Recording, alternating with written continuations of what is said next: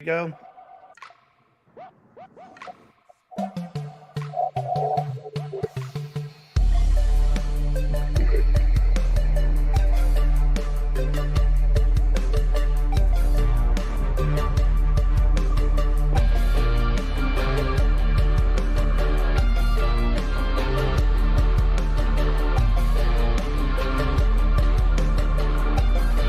Good morning. You will listen to Blue Collar Tribe Podcast, and I am your host, Splash. I have a fucking awesome episode for everyone to listen to. I am in the studio, super excited. Let's get the bullshit out of the way so I can bring these ladies on that are going to tell you what it's like to be a badass in the blue collar world. First and foremost, thank you to our sponsor, Graco. Listen, if you're in the paint world or you want to get into the paint industry, Graco is your sponsor. You want to get their new tips, their new battery-powered sprayers that are powered by none other than DeWalt Flexible. I absolutely fucking love their battery system. Not being that I'm the biggest DeWalt fan, but I can tell you right now that Flex system with the Graco is fucking amazing. Also, you can catch us live, but before we go live, you can catch us every day. If you want to be in the blue-collar world, go to bluecollartribe.com.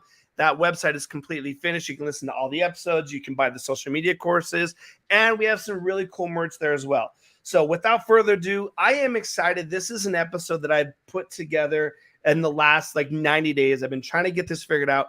And for some reason, to get more than 3 people to get on the same schedule is really fucking hard. So without further ado, I'm going to introduce the ladies, let them introduce themselves because there's a mouthful of stuff that's going to come out. So unbuckle your seatbelt, put your hard hat on, and let's get it. Good morning, women. How are you all? Morning. Great. Awesome. Good morning.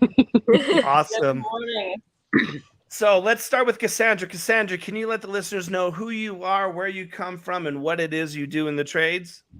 What's up? I'm Cass. I am an owner-operator of Cass Caulking. Anything to do with caulking in the Windsor, Essex, London surrounding area, I take care of it. And I've been doing that for 10 years. Nice. Thank you. Wendy. Hey. Hi, I'm Wendy Weller. I am the owner and operator of House of Paint and Design Co. I operate 2 teams. We do interior residential, small commercial, and anything design affiliated. I'm a mom. I have 2 children, and I'm juggling it all. Thank you, Wendy. And Mary, how are you today? I'm good. Yeah, it's a little earlier than I'm usually talking to people, but I am fabulous otherwise. So I own Westcom Plumbing and Gas, and I've been in construction for 19 years. I've owned this business for 8-ish, and before that, I'm still a roofer. I own a roofing company as well, but it's a little side business. The Lady Plumber on Instagram and TikTok, and stoked to be here. Thank you. Meg, how are you today? I'm great. Thanks for having me.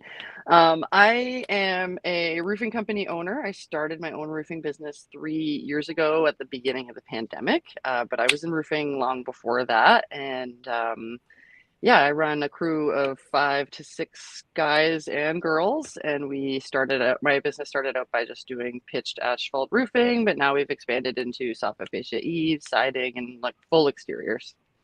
Damn. Christina. Morning. Oh, how do you follow that lineup? My name's Christina Juaneros. I own a residential roofing company, S&H Roofing and Restoration. I've had my company for about 3 years, but again, like Meg said, I've been doing roofing for about 8 years. We do just mostly residential, no commercial. We do siding, exterior, stuff like that too. Awesome. Well, women, thank you, ladies. Thank you so much for joining. I do want to tell you right off the bat, my sponsors, Trep and Monkey Rung, will be sending you guys a package to thank you. I don't know what's in it. They're just going to send you some stuff. So first and foremost, I like to get all the bullshit out of the way. This has been a podcast that I've wanted to do for a long time. For those that are new to the podcast, a little about who I am. I'm Splash. I host the Blue Collar Tribe podcast, and I own a paint company, which I no longer am painting at all. I only do design work that I want to, which is content creation. And in that time of being a business owner, my wife, who is I think when you're, for me, when you're with someone, they're part of the business, whether their name's on it or not. They eat the sweat and tears that you have in a business owner. And I saw my wife, who is very white collar, bust her ass, and I saw her working harder. And one of the things we talked about in the last 2 years was, magnifying women in the trades. And I reached out to Tool Wife. I don't know if you guys know who that is. She's been on my podcast before. She's a great friend. She recommended you all. And it was this thing that I wanted to do because I'm noticing on social media, there's this big shift I'm seeing on TikTok. Marianne, that's where I actually saw you, was on your TikTok page. Is like you are bringing this energy, but for women in the trades, if you guys can, I don't know how you guys want to go about this, but like, how did you guys actually get into the trades? Did you accidentally get into it, or did you grow up around it? Did you have a family that was involved in it? Because I have a roofer, a caulker, a painter, a plumber. Like, y'all do different shit. Both for me. I come from a long lineage of faux finishers, painters, cabinet makers, furniture builders. My dad is a fine finisher, though it's automobiles, but I didn't want anything to do with blue collar, and I was headed to law school. Well, I met my carpenter husband, and he worked for the union as a finish carpenter.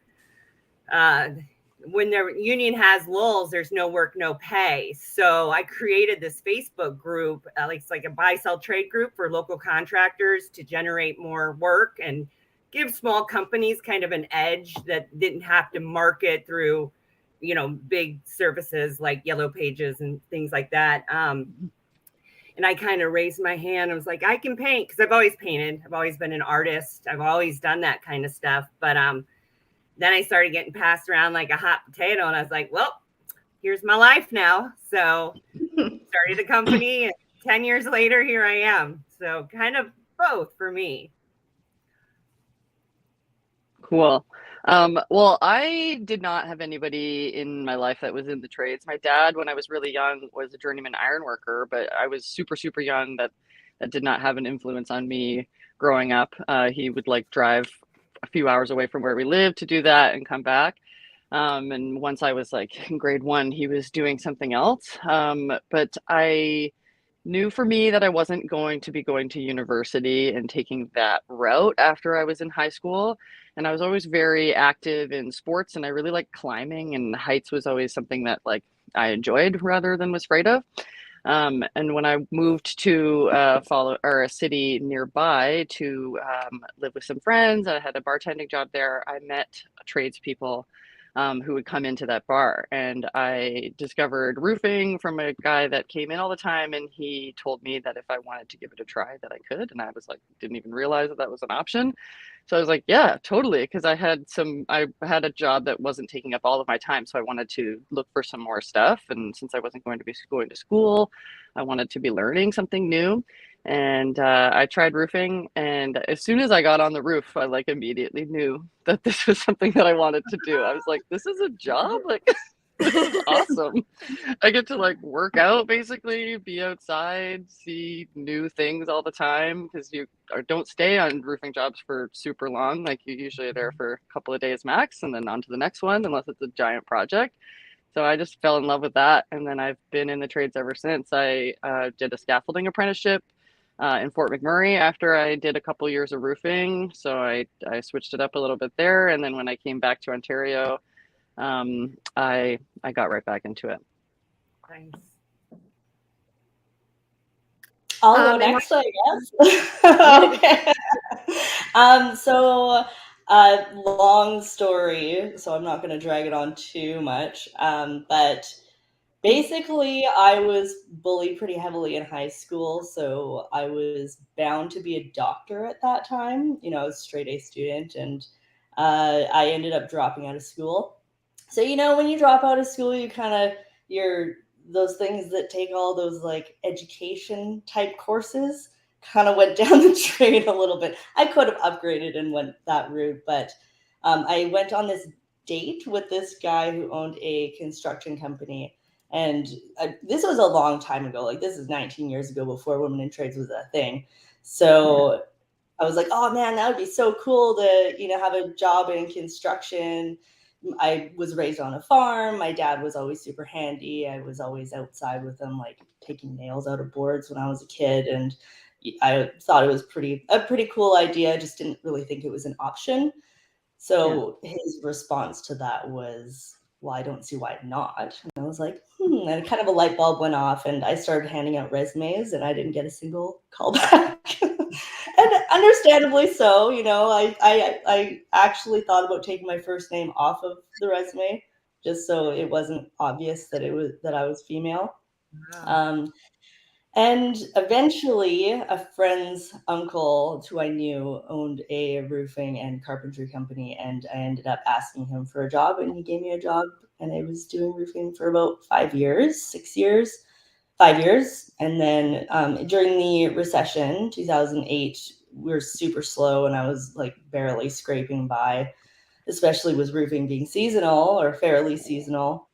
It was a tough go. So I ended up, I pestered people is pretty much what it boiled down to, because at that time still, that was like 15 years ago, still women in trades was kind of starting to come around, but it wasn't really a thing yet. So it was really hard to find a job. But finally, a friend that I knew offered me an apprenticeship plumbing. And to be perfectly honest, I had absolutely zero interest in plumbing from a women in trades course that I did, a women's exploration in trades course. It was the least one that I liked out of all of them.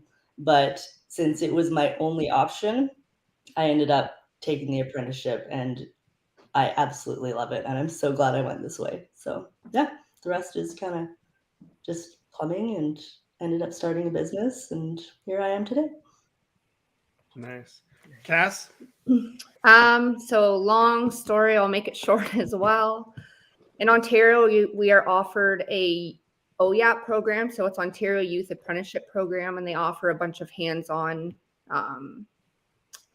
kind of to get out in the work field for a semester. So I was interested in the home building. So I was actually a carpenter for a year, but it gives you a taste of everything. So you get to frame, roof, plumb, electrical. Wow. Pretty much from ground up. So I ended up getting a bursary for electrical out of that. Went to school, couldn't find an electrical apprenticeship. So I put a resume on Kijiji in construction. I had my former caulking employer contact me. So I did that for 6.5 years. I got offered a higher pay for glazing. So I went to try glazing for a little while to expand because I was getting bored of caulking. And then someone came up to me after 2 years of doing that and offered me a partnership. Anyways, the partnership was nothing what I was told and expected to be. So I had to make the choice to either be happy and leave or continue not wanting to wake up every morning. So in November last year, I am on 100% on my own. I have 3 other partners that take care of the book work, and I just schedule, do the work, talk to the customers, and yeah, that's it. So. Awesome. Christina? Mine's a long, drawn-out story too. I've always worked in the trades, painting or drywalling or something, and that's actually how I met Splash. I guess through social media, and because I wanted to start my own company.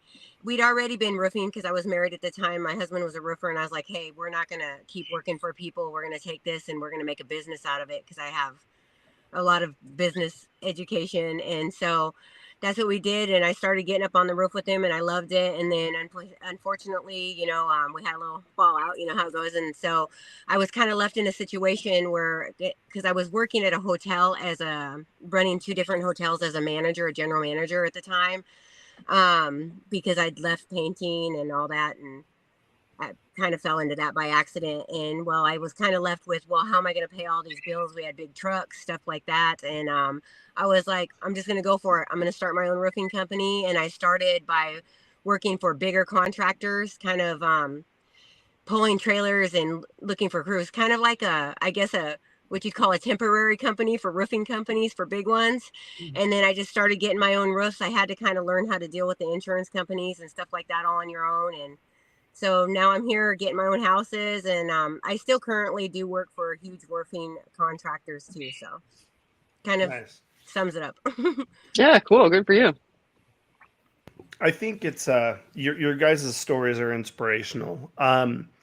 You all come from different backgrounds. You know, Meg, you said, you know, you knew you were going to go to college. I think I turned down a scholarship, and sometimes I think, man, what if I didn't turn down that scholarship? But my father was like anti-trades, which he was a tradesman. Like my dad was a GC, like he could do anything and everything. And we did all this shit growing up. But like my dad was like the complete opposite. Mind you, I'm 43, so I graduated in 98. That time period was there was a computer. I remember the first computer that came out. My dad bought me one, like all that push. Did you? I don't know. We don't need to get disclose ages, but like there are some gaps in our ages here.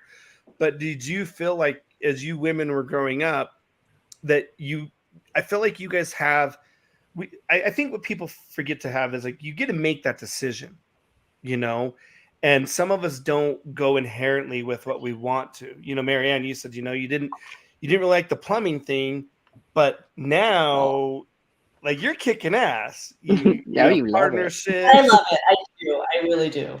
I love it. Oh, look at that sweet boy. But like, how do you guys, what would you tell your younger selves, or even those younger women and men that are listening right now? Because I have a 17-year-old, and for the first time in ever, he's like, Dad, I think I want to go to tech school. I'm like, what do you want to do? He's like, I don't know. What would you tell your younger self? So even what you maybe have told your kids, you don't need to get that personal. Like, what things would you tell the younger versions, you know, these 20 somethings, 19-year-old somethings? Like, why would you choose blue collar? You know, I love what they're doing in Canada with the OEM class. I think what you said, like, I mean, how cool is it to be able to take a class and explore every trade? Here in the US, I mean, there was such a push, like college, degree. Yeah. And that's, you know, what I did. It was like, you know, you don't want to be blue collar, you know, and that's such a shame. You know, I do better than most of my lawyer friends, and I'm way happier. You know, I would say my biggest thing is figure out what you love, and then figure out a way to make money at it. I mean, that's my best advice to my kids. Like, if you find something you're passionate about, you'll never work a day in your life. I mean, there's a whole string of cliches that go along with that, but you know, explore, and don't be told what you should be doing. Yeah, I actually agree with that a lot. Like not being told. Like for me, Cass, I don't know how old you are, but I'm 34, and I don't even recall this program that you're talking about for Ontario. Like I didn't have that experience growing up at all. I know that different high schools have different kind of opportunities where they focus on things some more, and I didn't go to a school that was like super trades focused.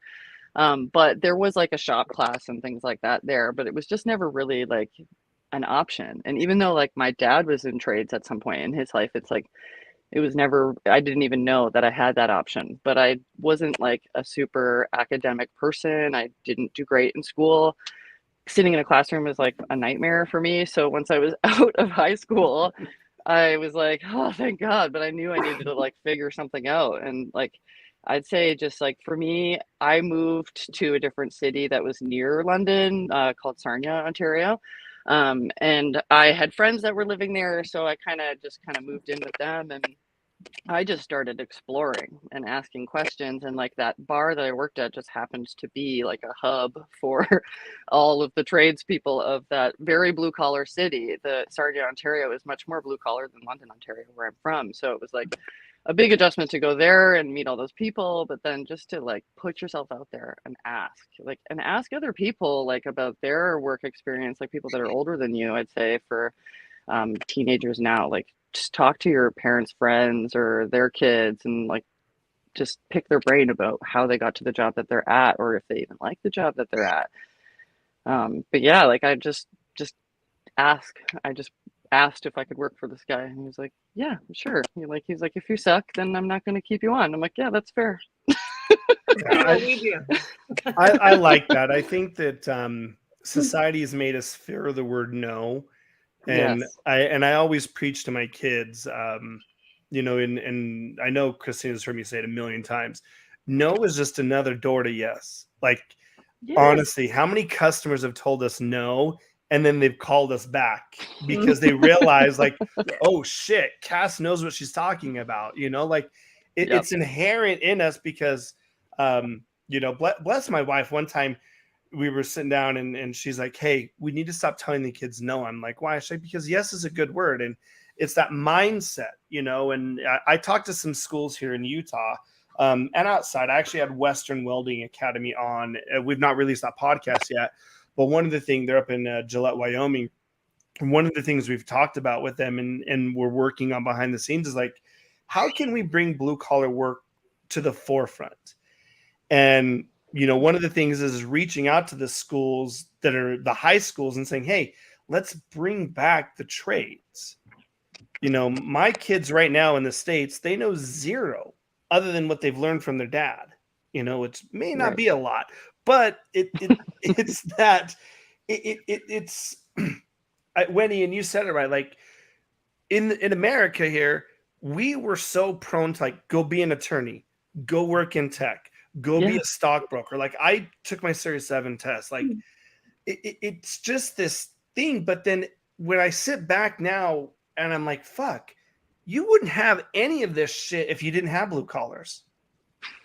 It just didn't matter. And shame on those before me. And I have no problem saying this. I remember watching This Old House with my dad. I remember going to the stores. The only thing, and I don't mean to say this like just true my experience, the only thing about I knew of a woman and a tool was the Makita calendar girl in my dad's garage. Yeah. Like, so but like now I go to trade shows and I'm so impressed and I'm so grateful that there's women, you know, Mary, you've been in this for a long time now. Like, I'm not going to fucking take it. I'm going to continue pushing through and showing you like that. It sucks to hear you say like, "Hey, I thought about not putting my name on there." But like, no, like, as a brand, your company is your brand. I know, like Wendy, you don't use your name in your business because of the, you know, we all have different things. Like I don't use my real name, you know, but like at the end of the day, that should never have crossed a mindset of ours. So for you, and I'm trying to ask this like in the most thoughtful way. Please know these questions come from a very like I want to encourage and empower women, but like, as you've all grown through the trades, what is one of the biggest hurdles? I don't know if you guys can share individually. Like, is there something that you're just like, man, this really irked me?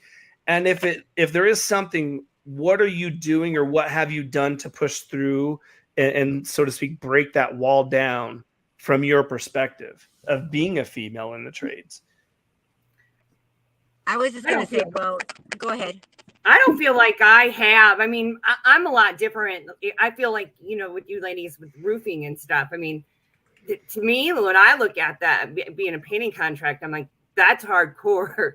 That's badass. Like, I would love nothing more to see a female roofing company here in St. Louis. I haven't really hit any hurdles or any backclap or anything like that. But I think the "and" design on the end of my name kind of makes it feminine. So I'm not really feeling any pressure like that. So I'd be curious to hear what y'all say. I've had some comments made towards me here and there, or I'll have people call and assume that I'm not the person doing the work. And they'll be like, "Oh, can I please speak to the owner?" And I'm like, "I am." And I've actually been hung up on. No, what? Good. Yeah. It's like, I don't know. It's like, oh, she's not a male, so she probably doesn't know what she's talking about. And I'm young as well, right? So I think I've geared a lot towards my social medias to put my work on there. So I tell a lot of customers, go look at my work, and they're like, wow. And I've never get anything negative about my work. It's always super positive comments. And Social you can media talk is really pretty heavy. Just saying. oh yeah. Yeah, it gets your name out there too, right? social media has changed the game, I think, for women contractors. I mean, I think contracting and anything blue collar in general, I mean, we're opening the eyes. Like, it's not being in a sweatshop dying all day with your blues, you know, like we're out there having a great freaking time. We're creating beautiful things. We're creating, you know, so much stuff. And I just, social media has definitely changed the game tremendously. I think, especially for female contractors in the trade. Yeah. Oh, it's a giant difference. Like when I was in Fort McMurray doing scaffolding, it was 2012, and like on site, if anyone who's worked on site, you're not allowed to have your phone and stuff like that. So you also don't have the opportunity to be like posting things all the time because you would be fired. But like there were no women for me to like look at that time. Like I was the only girl out of like 200 men on my shift in Fort McMurray, and like there were no other, like social media wasn't like really like that at the time. So it's like it's really changed the game to be able to like just have the representation and see that other people are doing similar things, other women specifically are doing similar things. Yeah, I don't know what your ages are, but I'm 50. So when I started painting, it was kind of weird to have a woman on your crew, even in paint. Mm-hmm. So, Oh, yeah. you know, so when the guy that hired me, and I'll never forget him. His name was Russell. I know the man could paint in a tux and not drop a drop of paint, but he hired me. I couldn't believe he did it. You know, I walked in, he's like, "Well, come on, girl, get your brush and let's go." And so then he became the guy that had the girl on his crew, you know, the guy that has the girl, you know. And so that's how, you know, rare it was at that time, you know, to have even women in the trades, period, you know. So I don't know, like I've watched women grow in the trades, and I think it's phenomenal. Like I follow a bunch of women roofers and a bunch of other women in the trades on Instagram, TikTok, you know, because the girls are more bold today. You know, they're more outspoken than we were back then, you know, because it was still, you know, even 20, 30 years ago, I think, you know, you said you ran your business for 20 years. I think, you know, that, you know, even 20, 30 years ago was kind of unheard of. You know, we were supposed to be in our place at home, you know. Even So, 10 years ago, really, you know, even like 10 years ago, really. I mean, and a woman roofer is a huge shock factor, and I love it, and I think it's a great I love it to have, you know. I think that's why we're going to be memorable, you know, because you know, the people come out, I'll be like, yeah, we'll be out to do an estimate on your roof at whatever time, and when I pull up and they come out and they're like, it's a woman, there's a woman on my roof with a tape measure, you know. And and I think they're shocked, you know. It's a shock factor, and I think it's good for business, actually. I really do. Super is. You know, because they remember us. You know, there's a lot of women roofers, and I'm not down, you know, but it's rare that a woman owns their own roofing company. So where I'm from anyway. So same here. I often have people come to, like, if we're working on a house, another homeowner will be walking by, and they'll walk up to a dude on my crew and talk to him. And the company is called Meg Sim Roofing. Yes. Like, I did that on purpose. I went full force pink on my logos. I had my daughter design my logos for me, and I was like, look, I don't want to make it like too girly, but I want them to know that a woman is running this, you know. Right. Show, as we say. So I went pink on everything. I did pink and teal, and I love it, and I think it's catchy, you know. Even the people that made my signs, the lady down there said that the woman that was printing them was like, pink roofing, and the lady, she said, I told her it was a woman roofer, and she was like, no shit. This makes me so happy. Yeah, so I was like, yep, here I am. So I went full force on the pink. I don't care, you know. And so it's been a lot of fun. And I think, again, it's a shock factor. You know, you jump out of your big old truck and they're like, where's the guy at? You know? And, Yeah. so even in 2023, they're still looking for the man, you know, they're still looking for the man that's going to get on the road. Oh yeah.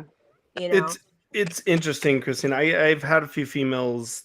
I know I met you through, you know, you got my DMs and were asking me business questions and growing and whatnot.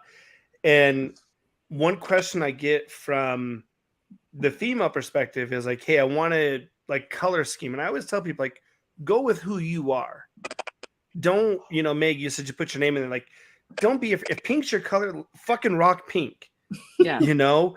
I hired this mother-daughter combo as painters for our company. And I remember I sent them over to a job it was a personal friend of mine. And his wife called me and she's like, hey, I said, yeah, they're working, you know? So she thought it was cool. She's like, it's great. You know, they owned a local bar here where we live at. And then like 3 days later, send them to another house. The homeowner wanted me to come in, like, hey, I just want to make sure. I said, you can talk to me on the phone. And it was a woman. She's like, well, are they able to like use the ladder? Because it was a vaulted ceiling. And I'm like, trust me, they can do the job. So as the perspective of the business owner, I'm like, it's still shocking from the male perspective that's bullshit we deal with. Like, I know that doesn't seem like something you guys may have heard from, but like, Meg, you're shaking your head. Like, it's unfair, you know, because unfair. My wife can spray better than probably anybody I've ever hired, with exclusion of one other person. And she's just so good at it because she's put her mind and thought into it, you know? And I feel like, and the dudes may get mad at me for this, but it's just the truth of it. Like, men, we have this huge ego, like, oh, step aside, I can fucking do it.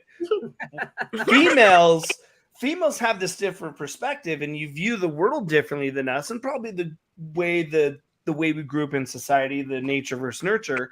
Sorry, the hippie part of me is coming up like that. Like, how are you done? Like, you know, but like, you view it and attack it differently, and it's so awesome to see. And I feel like in the last 5 years, probably since maybe a little before COVID and since now, a lot of homeowners aren't caring who's doing the work. They just want the work done, because there's not a lot of people. There's not a lot of skilled trades. I don't want to talk politics. As I said, I want to talk it. But like, once all the stupid money was handed out, we really saw who wanted to work and who loved what their trade was. Mm-hmm. Yeah. It's you true. know, Mary as the plumber, I hate plumbing. I fucking hate it. It's like, of all the trades, I don't like. I hate the feel of tile. This probably sounds weird. Like, I hate touching tile. I hate the way it feels on my feet. It's just weird. I don't know why. But I guess I've done plumbing once, and I called my father and I'm like, fuck it, dude. He's like, why? He's like, how do you not understand? I'm like, I just don't know. I don't know. You're like, I don't want to know. But like, if you can, I'd love to hear from your guys' perspective. And we'll start with Cass. Like, what about your trade that you've chosen, or the trades that you've learned? Why do you love it? Where does the passion come from? Because I think that I'd love to have you share the passion part of why you've chosen that trade. Of all the trades, why that trade? Cass? I believe it got thrown at me in a way, and I loved it. Me being in a desk all day is not for me. As you can tell, I'm constantly fidgeting. I need to work with my hands. Caulking is the finishing product for almost everything: windows, control joints, driveways, and it's got to look good. If you have terrible caulking on a window, it looks like shit.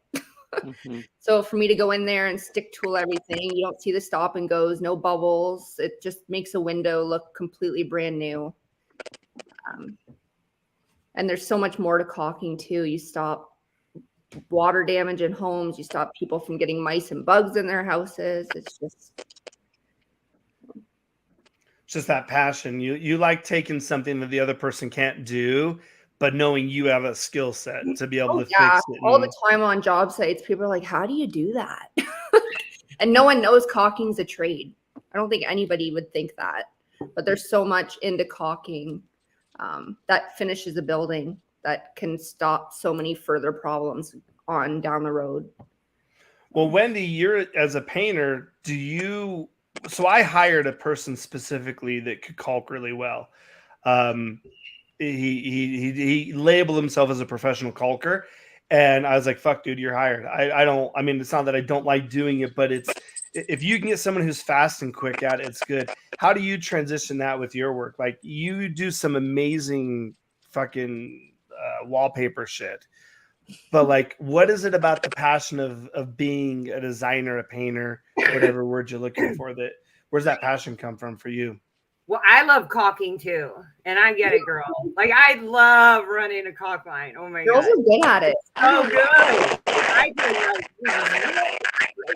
can my sword. I get my passion's very much artist driven. I've always been an artist. I've been always very OCD and super neat and super detailed. I was the color inside the lines and then shade the crayons kind of girl, growing up. So my passion is driven 100% through art. Another one of my passions is knowing everything about everything.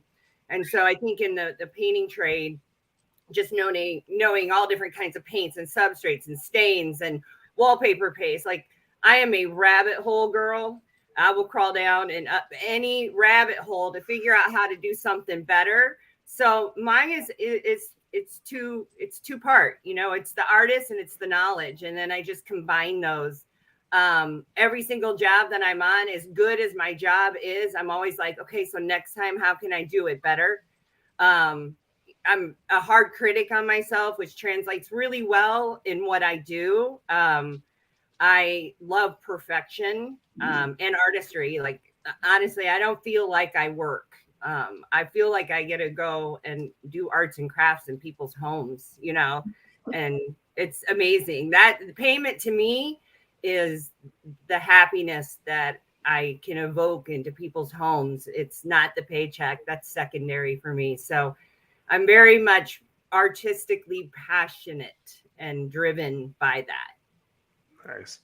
Meg, you said you like climbing. I used to rock climb a lot. I love it. It's scary, but I don't get scared of it. But for a normal person, it is. Obviously, roofing would make sense while you're in the trades. But what about, like, other than the height factor? Like, I love heights. You can throw me. I would love to be the person that changed the damn light bulb. I don't know what trade that is actually determined, but like, Verizon ATT, Meg and I will go climb. It could be 15,000 feet in the air. I will climb it. I have no fear. Like, it's fun. But what about being a roofer in the trades for you? Do you enjoy? Where's that passion come from? Like, I feel, and maybe I'm wrong in this, but like, for me, when I step on a job site, something just changes. Like, my mind, like, I'm that person, and then, well, here's splash. Yes. What is it for you? I like the physicality of the job a lot, and like, that's what a lot of people don't like about the job. I really enjoy, like, the physical, like the lifting, like bringing a bundle up on the roof. Like, to me, I'm like, I'm not annoyed that I have to do that. It obviously takes more time, but I'm just like, I intentionally, like, will switch shoulders and make it like a physical kind of workout, and I like enjoy, like, moving my body like that throughout the day. So that is definitely a thing. But I also like I am a perfectionist as well, as just like Wendy. And I really, to me, roofing just made sense. Like, when I asked a lot of questions as soon as I started working on the first crew that I was on, and I just wanted to know how it worked and why, and just like all the products and that sort of thing. And it just, like, it really just made sense to me right away. So I just started to really get into, like, how can we make this better? Like, these products are old school and we've been doing this for 20 years. Why?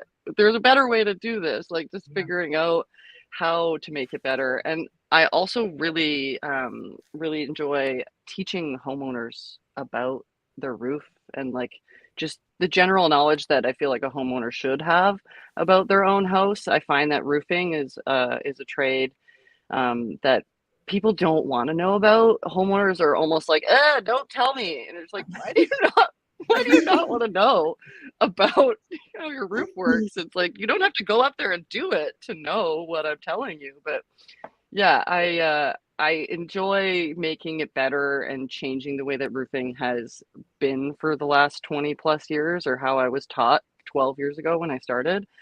And yeah, like I love teaching it. I love showing my crew, like I intentionally hire people who like don't have a ton of experience, Yeah. but want to learn something new, because they're more open and coachable.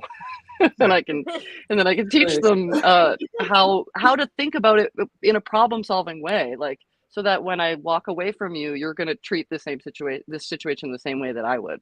Yeah. Yep. We're gonna get to the hiring thing, but I just keep that in the back of your mind because I want us to go back to that. Yeah. Marianne, why on God's earth do you like fucking climbing underneath houses, plumbing and fixing shit?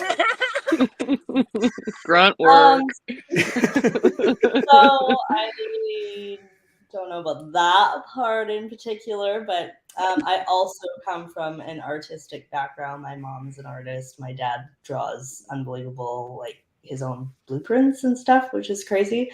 That is really My cool. sister, she's an artist. My brother, you know, we all do our artist thing. And so when I started roofing, I was like putting a new roof down. You see this gnarly ass, disgusting roof, and then you tear it off and you put down this beautiful specimen, you know? And it was always, that's what drew me in originally. And then switching to plumbing, I started doing exposed piping mechanical rooms, and that really was my jam for sure because everything's exposed. You know, even if I bury something in the wall, it still has to be perfect. I'm like super perfectionist, and yeah. So I guess that's a very large part of why I love what I do. Problem solving, that's definitely a big part of it as well. I was never always a problem solver, though. I don't think. I don't actually know when the shift happened because I remember when I started plumbing, my boss at the time, bless him, I love him, he's great. He'd say, "Oh my gosh, it's not blonde, it's just Marianne." Like it was like the joke, you know, because I do some dumb shit sometimes. It's just like I don't even know what was going through my head at the time. Mind you, I was like a first year apprentice, so I didn't know anything about plumbing. And plumbing and roofing are very different. Like I could use a skill saw just fine and a nail gun just fine, grinder. But when it came to everything else, like it was a whole new kettle of fish. It was totally different. And even with roofing, it's like it's such hard work, but I found it very monotonous, which is another reason why I didn't want to do it anymore, especially when I went into commercial. When I was in residential, it was fine because you'd have a new job almost every day, every 2-3 days. Over a lot. Well, as soon as I went into commercial, I was stuck on jobs for like 8 months, and I hated it. Like I want nothing to do with commercial anything because I do not like being stuck in the same place for that amount of time. I am like way too, you know, I gotta see new shit all the time. I gotta be going new places, especially when I had to drive for like an hour and a half to my job site. I was like, this fucking sucks, you know, like I don't want to do this anymore. Yeah. So now that I am back residential and with the roofing, I only do residential. It's fantastic. But yeah, the problem solving is definitely a big part of it. I love it. I love being able to fix things. It gives me a lot of gratification. I don't know what that is. It's time. Take a shot. I can talk about it for hours. I'm serious. I love it. I love it. Christina, I gotta thank Christina publicly. A long time ago, like probably like 6 years ago, she sent me a cup that said, "Oh my fuck!" You sent me a coffee mug. You had one. I said, "Let that shit go." Let that shit go. I was dealing with social media. I'm segueing into something. We're gonna talk about social media after we take a break, though. So thank you for that. I still have the mug. I actually just sent you a picture that I still drink from it every day. But you have a passion that I've seen for a while. I've followed you for some time now. Why do you wake up? What makes you wake up and lace those blue collar boots that you just love what you do? Like what you do roofing is not fucking easy, you ladies. It's not easy. Far from it. Other than the pink cool shirt. Hands up, like heavy. Yeah. Oh yeah, my hands are Mine's still like I have this. Sorry, I'm just like cutting in here, but I No, have this go. like gnarly ass shingle finger from when I was cutting. Like I don't move a lot anymore. Like summertime on weekends, that's it. And Is that a I have thing? this one spot on my finger that's like this bulbous from cutting and scraping Yes. on the shingle. It still hasn't healed. It will be there forever. I don't think Marianne, you need to market that shirt. Do you have a shingle Yeah. finger? I Yeah, like Yeah, that. I agree. We all need a shingle finger shirt. I don't think any of us have any fingerprints anymore. Okay, you know, like they Oh yeah, they're gone. Yeah, they're Summertime. gone. I know I who to can commit hire when I know crimes. who to hire when I need to get rid of somebody now. Yeah, yeah, no fingerprints. I don't know. I love roofing. I love anything I do. Like I try to put 100% into it, whether it was painting or anything. I just try to be. I don't know. I'm generally happy about everything, anyways. You know, I try to always stay positive. Oh Aw. no! Oh, she will join Your us. phone Hey, died. her phone died. Let's What's the segue into cheap something real internet quick. here? Let's hear from our sponsor. We're gonna put our mics on mute real quick. We'll hope that she joins us back. Let's hear from our sponsor real quick. No handouts, just work. That is the motto of blue collars across the world. You and me alike, we understand what it is to get off a job site, look all dirty, getting ready to go out to dinner, trying to find some clothes that still represent that we are blue collar to the bone. Well, visit my friends at Trep Wear. That's TREP wear.com. What is Trep, you ask? It stands for the real everyday people. That's you. That's you every day. You are real. You are an everyday human being that just loves and has passion about what you do. Well, wear it pridefully on your shirts, on your shorts, on your jackets, and on your baseball hats. Visit my friends at trepwear.com and use my code SPLASH25, get 25% off, and be part of the real everyday people of the blue collar world. And yes, if you need the workwear, Trep's your go-to. They're going to send these ladies some merch. I don't know when, but we'll get that out too. So thank you to Charles from Trep, the real everyday people. So we lost one. Hopefully she'll be back. I just messaged her that she can join us back. I want to swerve here because we have a lot to talk about. This probably be a two-part episode. We're already 47 minutes in. Let's talk social media. How has social media helped you, women, grow your business? And not even just the business. I think that, like, I like to use the word brand. You guys are, you women are a brand. Like, every single one of you, like, I'm looking at Marianne's shirt. I need one of those. Like, I love the brand that you're doing. Yes, I love the brands that you're building. But how has it helped you? You know, Cass, and we'll start with you first. But when I started my business, my paint business, one thing that I have found that worked for me is I would tell my customers, especially because they were at their white collar job that probably sucked ass, but I would tell them, hey, watch me live, you know, follow me on Instagram. That's part of how I grew my business myself, because then I knew they would show people in their office when they were at the water cooler, like, oh, my house is painted, or hey, Meg's roofing my house. Like, Cass, how does social media help you grow? And if this makes sense, because I know for me, and I don't want to speak for me, but I'll just say it really helped my confidence in what I was doing. So we'll start with you, Cass. How has that helped you? Social media allows you to be real. So you can pretty much show what you're doing, how you do it. People are interested in knowing how you do things and how you became a professional. Caulking, something that not a lot of people can master. People comment on my stuff all the time. I've been doing it for 20 years and I still can't get it to look like that. So it's nice to see that people are interested in that and follow to see me grow as a person and as a business. Awesome. Thank you. So we just got Christina back. All right.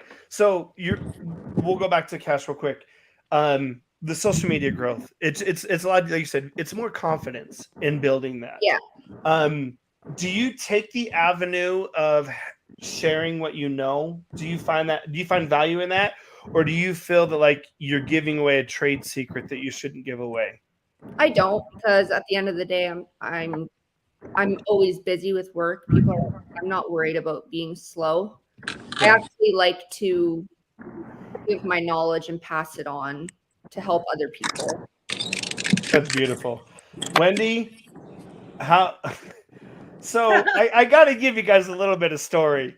I was in Denver at I was asked to speak about social media, and this is where I met Wendy. And she says to me, the very first thing I told everyone in this conference, I was like, listen, if you're a business owner, you need to give your social media away. You need to like hire someone to do it. And Wendy was like adamant. She's like, I am not handing over and one of her employees was there. She's like, no, Wendy will never do it. And it really, in your defense, Wendy, it has helped me understand why. But like, you are artistic. You like your wallpaper like amazes me. I don't do wallpaper. My wife does wallpaper when we have it. Like it's fucking awesome. But how has social media helped you? Because you're more of a Facebook social media. I know we're all kind of spread out on social media, but like how has it helped grow your business? And are you one of those people too? This is for everyone, so I don't have to repeat this. Like, do you share what you know, or do you just not answer those questions? And there's no right or wrong answer in that. Just curious how you feel about what it is you're doing. I'm an over explainer. So my platforms, I have many, and they all kind of serve a purpose. Facebook is where we generate the most leads from. Instagram is where I show the silly side of me. You know, TikTok, silly. So we'll start with Facebook. I do explain my process. I do explain what's right and what's wrong. I do explain the products that I use and why. And I think that this helps the consumer understand when they hire a company that bids it for half of what I do and they're just slapping paint on something that's wrong, you know. And so I think by feeding people knowledge on the technique and what this entails and how lengthy a job actually should go versus, you know, I do a lot of staircases and people are like, oh my God, you're triple what that other company was. And I'm like, well, they're not doing it right because I'm not overbidding this project. I'm bidding my time appropriately. So I feel social media has helped justify the expense a little bit better. I mean, there's hacks all over the place, you know. Mm-hmm. Social media has also given a platform to small businesses, a big one, you know, because back in the day, you would have to do commercials or, you know, the yellow pages or all these expensive marketing tools. Now, social media, it's free for the most part. I mean, you boost posts and you do things like that can be, but social media has just been amazing. And especially for women in the trades, you know, because we're kick-ass and we are multitaskers. We're perfectionists. We're in this because we want to be in this, not because we need a job. And social media is actually, we are able to shine the light on our passion and to, you know, show techniques, show our personality, show how a job site is run. And it just magnifies the women in trades. And I absolutely love it. I don't know that I would be here right now if it were not for the avenue that social media has provided me. Yeah. Christina, thank you for coming back to us. Sorry. No, you're good. You're good. How has social media helped transform your business for you? I just started, and you guys are not gonna believe this, like an actual social media geared for just my business this year. Like I haven't, I've seen, actually it's helped me with like you know, leads and stuff like that. Again, with Facebook is the one where I get leads, and Instagram as well. They respond there too. I use WhatsApp, but I haven't seen, like, I mostly just did social media being me, just who I am. I have 2 different TikToks. I have 2 different Instagrams now, one actually geared towards my business and one being me. And I had a person reference my TikTok the wrong one, and I was like, please don't do that. Please don't do that. A lot of it's in Spanish, but I was like, if they understand Spanish, because, you know, it is roofing, you know. So, but however, I haven't really seen any of that down here where I'm at. It's a lot of word of mouth still. I'm in Kentucky, and if you're in the United States, we're in the South, so it's a little slower here, and people still write addresses down. They don't send it to you on Google Maps. So Yeah.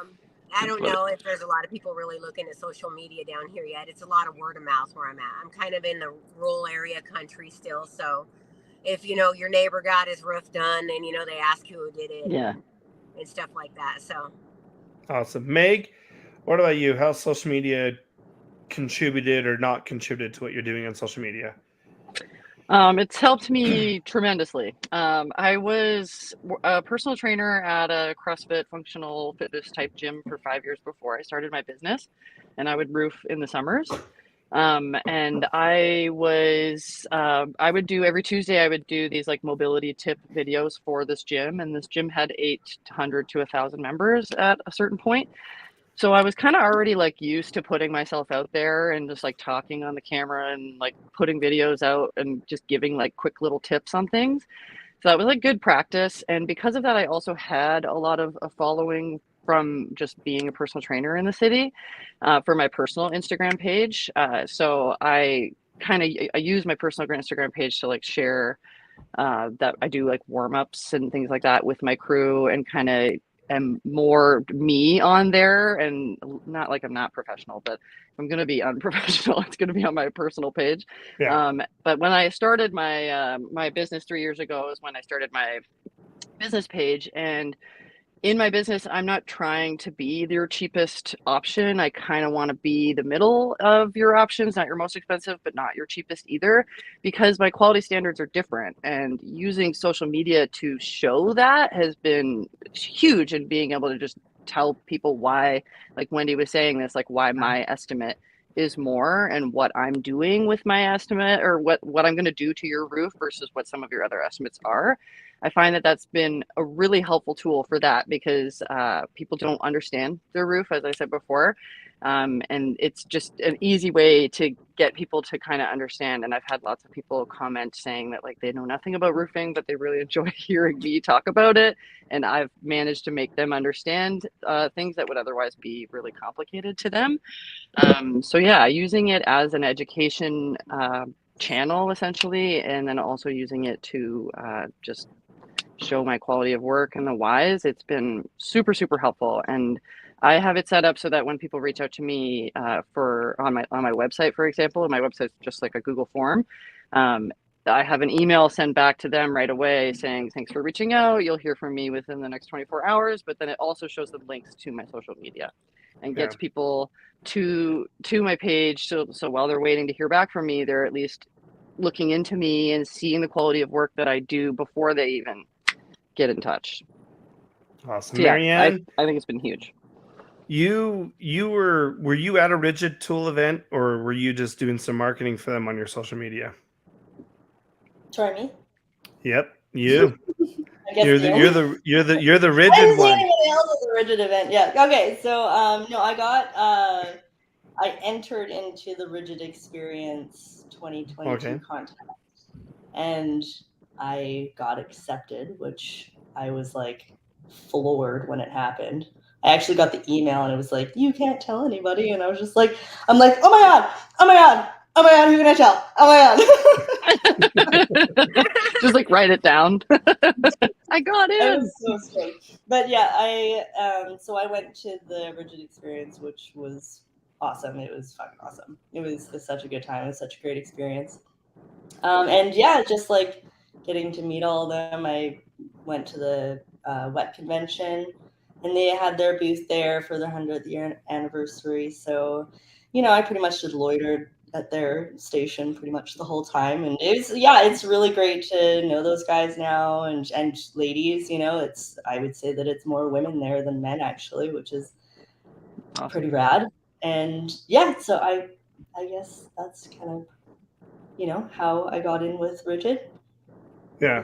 So social media has really changed. I think Wendy, you said it's changed it for everybody. There's no yellow books. There's no sticking your business cards at the laundromat, door hangers, going door to door. What, if anything, I'm not trying to bring negativity in this, but we all deal with bullshit. Let's just be fucking frank. There's bullshit out there. How do you guys, if you could tell the men and women of the blue collar world, you know, I know Christina knows because she's followed me for quite some time. Like, there's days that I just pull up my Instagram and it's like watching myself from 4 years ago, but it's people talking shit still. And it's like, bro, that was like 5 years ago. What the fuck is your problem? I don't say anything anymore, but like it is truly what that mug says. You got to let shit go. But like, how have each one of you or whoever feels comfortable sharing this, like, how do you deal with the bullshit? Because it's gonna come. And I am now have that mindset through meditation. Yeah, through my, like, I meditate every day. You know, I'm gonna take my shoes off. It's not for everyone. Smoke weed, but that's what I do. But you know, I'm not afraid to say it.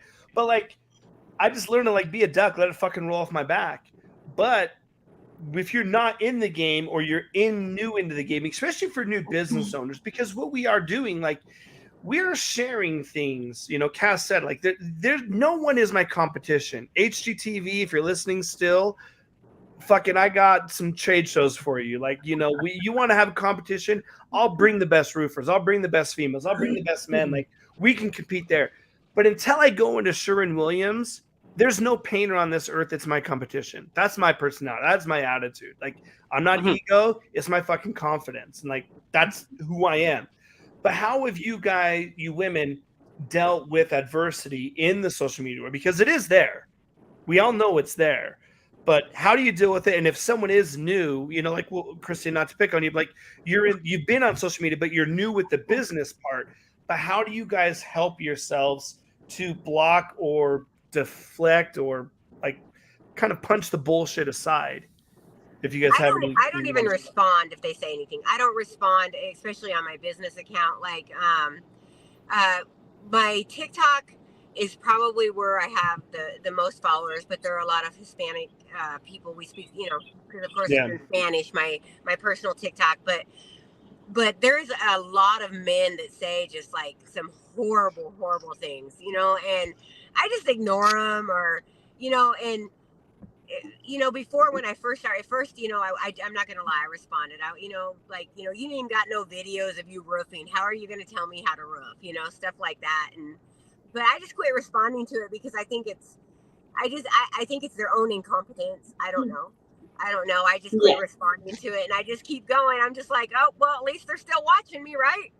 Yeah. So, you know, watch me roof then, you know, you can sit home and talk about how to roof, or you can come out here and you can roof. So, you know, I just I let it go now. And as far as my business, I'd love to hear, you know, from you ladies, how you made your business accounts grow, because you guys have several 100,000 followers, you know, and I think Meg has a neat niche. You know, I watched a lot of you probably almost stalkerish. I watched a lot of your videos last night, and I was like, you know, I really love how you sit down and you explain it and stuff like that. I'd love to be able to do that. I get a little nervous, as you guys can tell. I talk fast, you know, and so, you know, to sit down and explain, you know, how you're supposed to roof for me is kind of hard on a video.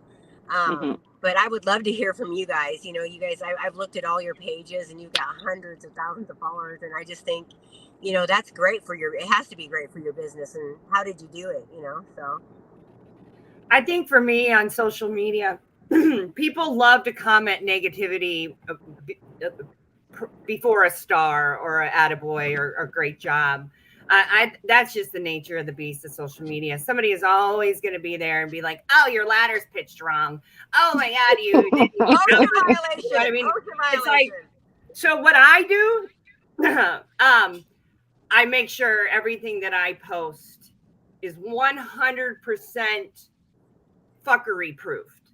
Okay, so that means that nobody can say that my ladder isn't pitched right. Nobody can say I didn't lay a tarp. Nobody can say I didn't tape off. Like, every single piece of content that I post is fuckery proof. So that has really cut down any of the negativity. I sprayed these doors black with Benjamin Moore Command. Can I say that? Yeah. But you know, Sherwin's not my sponsor. Command is a boss ass paint, you know what I mean? And I spray right over the substrate, you know. And anyway, and some guy's like, "Oh, you're a hack. You didn't prime." And I'm like, I know what I'm doing, but clearly you don't know about Command. So I mean, you're always going to get the naysayers. I would just say keep your social media tight.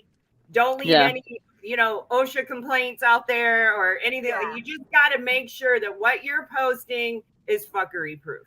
So Wendy, real quick, I want to get everyone's social media intake, but one thing you said is it's important, and I think that one thing you've done with making it quote unquote fuckery proof is on your job site. Has that really translated into more detailed work? Like all 5 of you have said you're very detail oriented though, but being able to know that you're going to post, being able to know like what you post on social media is going to bring your customers to you. Do you feel though in the space of your work, not social media, but in the space of what you're giving to your customers, has it really helped your business also grow within house painting and design? Yeah, absolutely. I mean, people can see behind the scenes. They can see, how we tent off a space pre-spraying. They can see that we cover the entirety of their floors. They can see how we're taking care of their home. And I think that's people's biggest downfalls on social media is when you got paint cans laying on somebody's brand new hardwood floor and bullshit like that. Because I'd be like, oh my God. Or, people painting without a tarp on, it's just, yeah. So it helps people get a behind the scenes look on how you're taking care of their property and the time and the investment that you're putting into their space. Absolutely. Yeah. Cass? I could lay out everything perfectly, and I think I would still get those comments about my cock. You tipped the clip like the wrong way. You didn't angle it at 60 degrees. It's like guys just make nasty comments and all my shit. Like, oh, bet you I'd love to see you work mine. Like, just stupid. Yeah. Oh, wow. Yeah. Like, oh, you really know how to work the cock. Like, it's like, come on, like, grow up. But you have to have a tough skin for that. I mean, I I know. think any woman getting into the trades has to have thick skin because you're on a job site with 50, 100 men. Comments are going to get made, but it also goes. I always explain it goes the other way around as well. You put a girl on a male on a job site with 100 different women. Comments are going to get made either way. Yeah, I'm glad that you said that. I won't say who this person is. She is influential in the trades. She was dealing with a lot of hate from her videos, and I reached out to her friendly, like I'd followed her for a while. But she was posting a lot of videos of her being in the trades, but working in bikinis. Not that that's bad, but she was dealing with a lot of bullshit. And I saw the comments. I said, why are you feeding it? Like, you're feeding the dragon, it's like with those 2 women I hired, when I hired them, they wanted to wear tank tops. I said, okay, but I had to have a conversation with them. And in the perspective of like, I don't want a homeowner to say anything to you, because then that's bad on me as the business owner. Like it's unfortunate in the society that we've we've helped create it. We're in it, but that it's like every little thing has to be fuckery proof. I'm going to steal Wendy's word, but like you really have to I'm the absolute opposite of what a painter would be. I'm like, I wear 5-inch running shorts and a t-shirt or a tank top. I don't care. I'm out in 95-degree weather, busting my ass on a 40-foot ladder. Like, that's what I want to wear, So I have the understanding, and I think that what I would like to say, and if you guys can agree or go in on this, like, I like to tell people, like, you have to understand when you're in the trades, these comments are going to come. I'm not saying you need to accept it. You just need to understand. Now, how you choose to fire back or just not, because a lot of the times they're just waiting for a reaction. Am I right? Like, and the other times, like, 100%. If you give them the reaction, it's like you just fucking fed the dragon. It's like, whoa, hold on. Yeah, I wouldn't even respond. Like, why give it any energy or space in your brain? It's just whatever. That's their problem, not a me problem. See, and this is weird for me to say, because for those that haven't followed me or that don't follow me, like, I actually built my platform showing what I fucked up on and then teaching how, because I never worked for a contractor. Like, that's where a lot of my shit came from professional painters. You know, Marianne, you've been in it for 20 years now almost. Like, I would get people like, dude, you shouldn't be showing that shit. But from my perspective, like you said, it sounds like I want to show you how to do it, because if I fucked up and I fixed the problem and the homeowner was happy, I know damn well there's someone out there that said, oh, that's how you spray a brick wall. Yeah. You know, that's how you plumb. I don't know anything about plumbing, but like that's how you plumb that. Marianne, do you know who Roger Wakefield is? I do. I just met him recently, actually. He's coming. He's going to come on the podcast. I'm nervous because I know shit. Maybe I'll have you on with him. I know shit about plumbing, but I'm so intrigued by everything. Like roofing, I would love to come roof with y'all, because like I you know, like Megan, I like when I lift my 5-gallon buckets, there one day it's right-handed, the next day it's left-handed. Like I push through that shit, you know?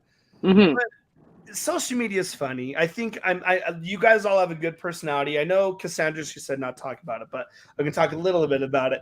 But like, I like to show the personal part of it, because for me as a brand, like as the Real Splash, I'm not that paint business anymore. I'm a lifestylist, ambassador, influencer, whatever fucking podcast is, whatever you want to call it.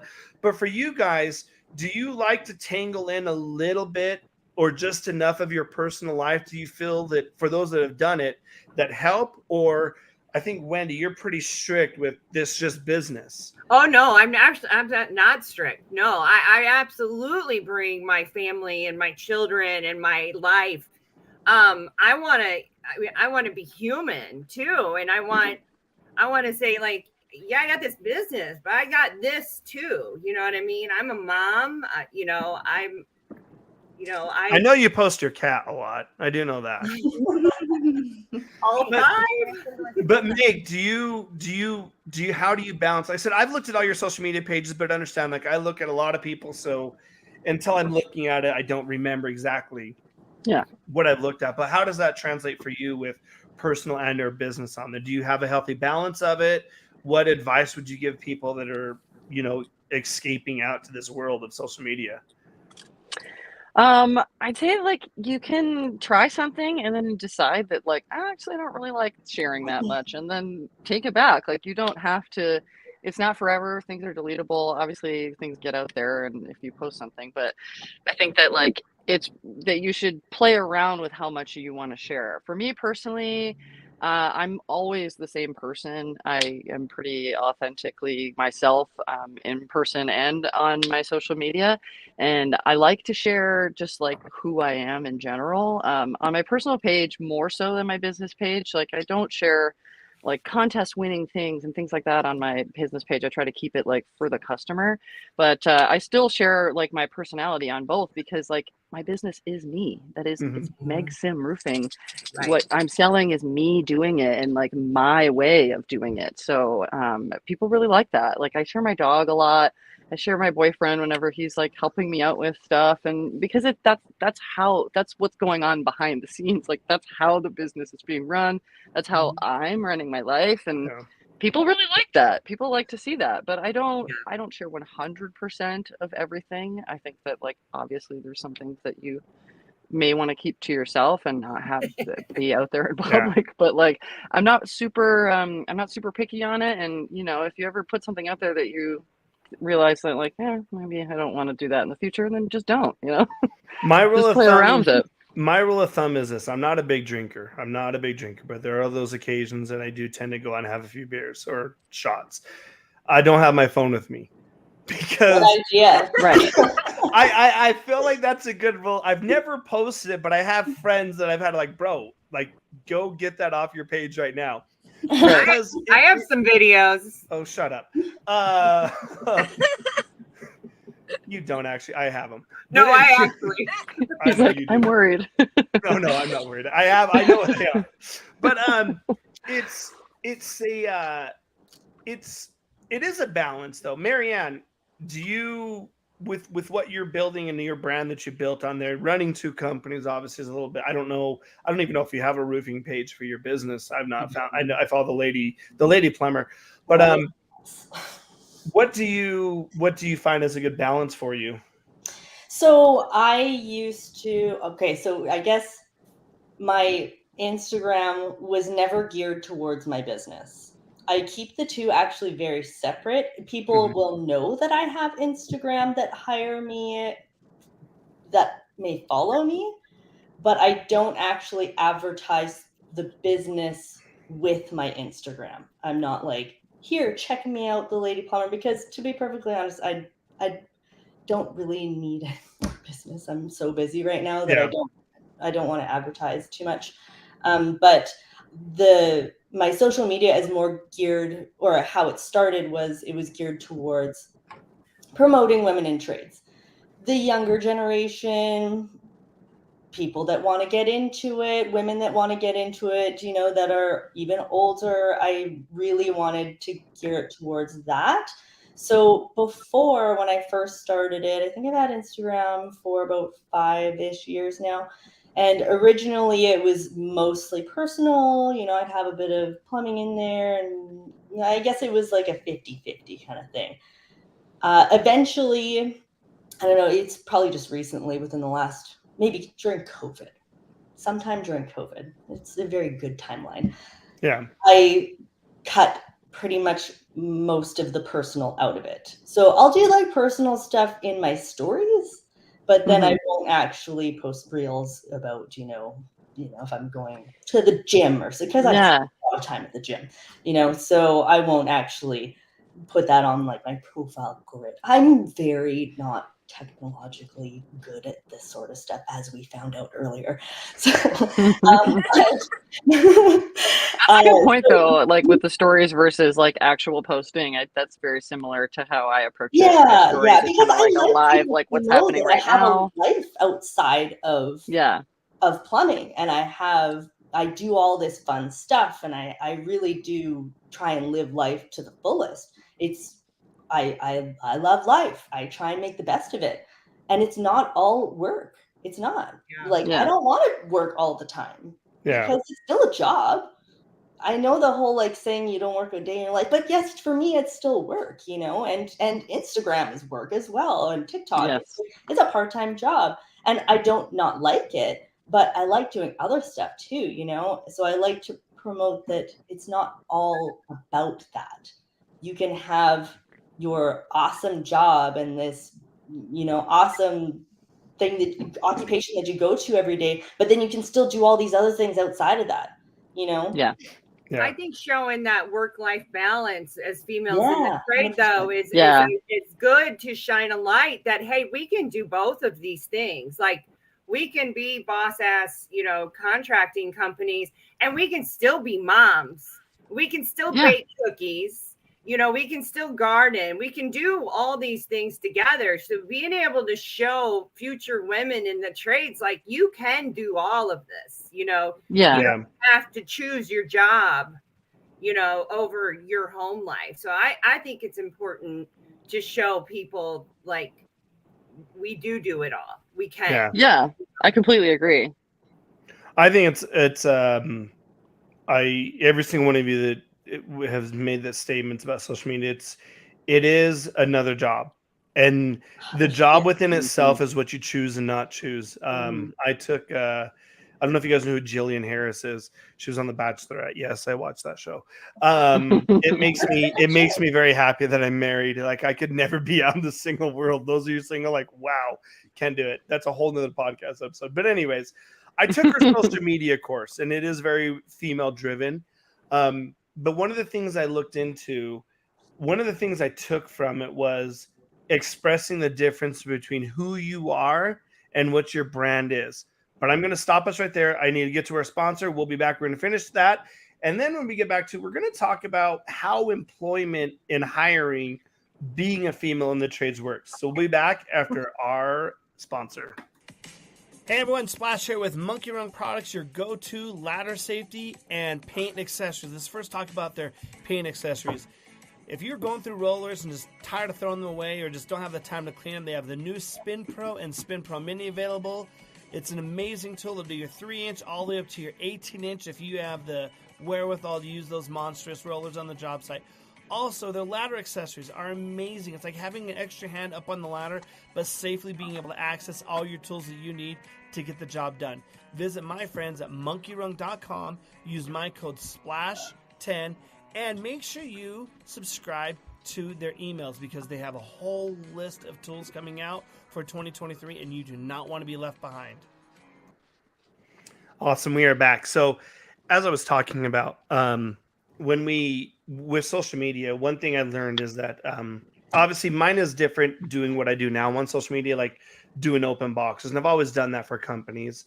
When I sit in these boardrooms with a bunch of white collar individuals, it's like, well, we don't really want to see your personality. And I have shown through having multiple videos go, I don't know what the kids say viral is, but to me, if I get 1 million views on something, that's viral for me. But that's just what I've built on my platform, that people want to see your personality.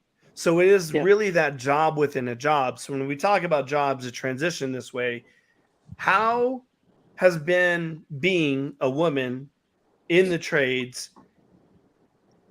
Again, I don't know the perspective for being the male who's hiring, men and women. But when you guys hire employees, or Cassandra, we'll start with you on this, but like where you're working with partners, do you sense anything different, or is it pretty much cut and flow right now? Like they don't look at you as what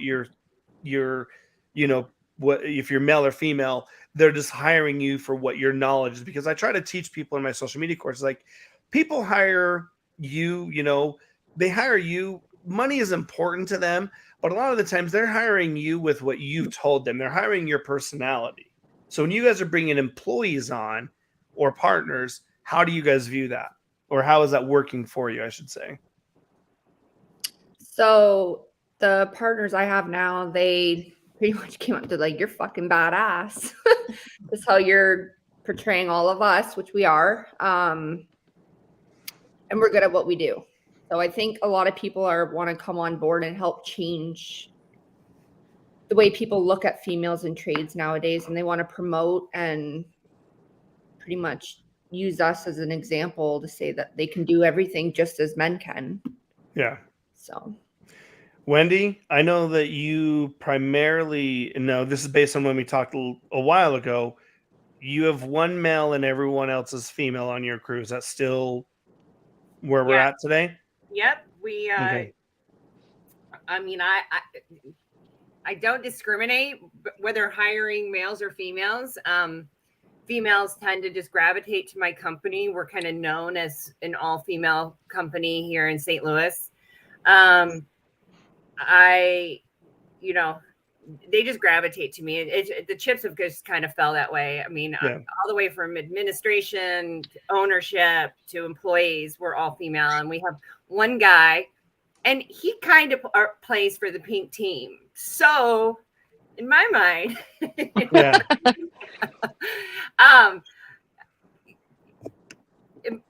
I don't know. Hiring is easy for me because people tend to come to me because they see my company and they want to be a part of it. I tend to hire people with less experience than more.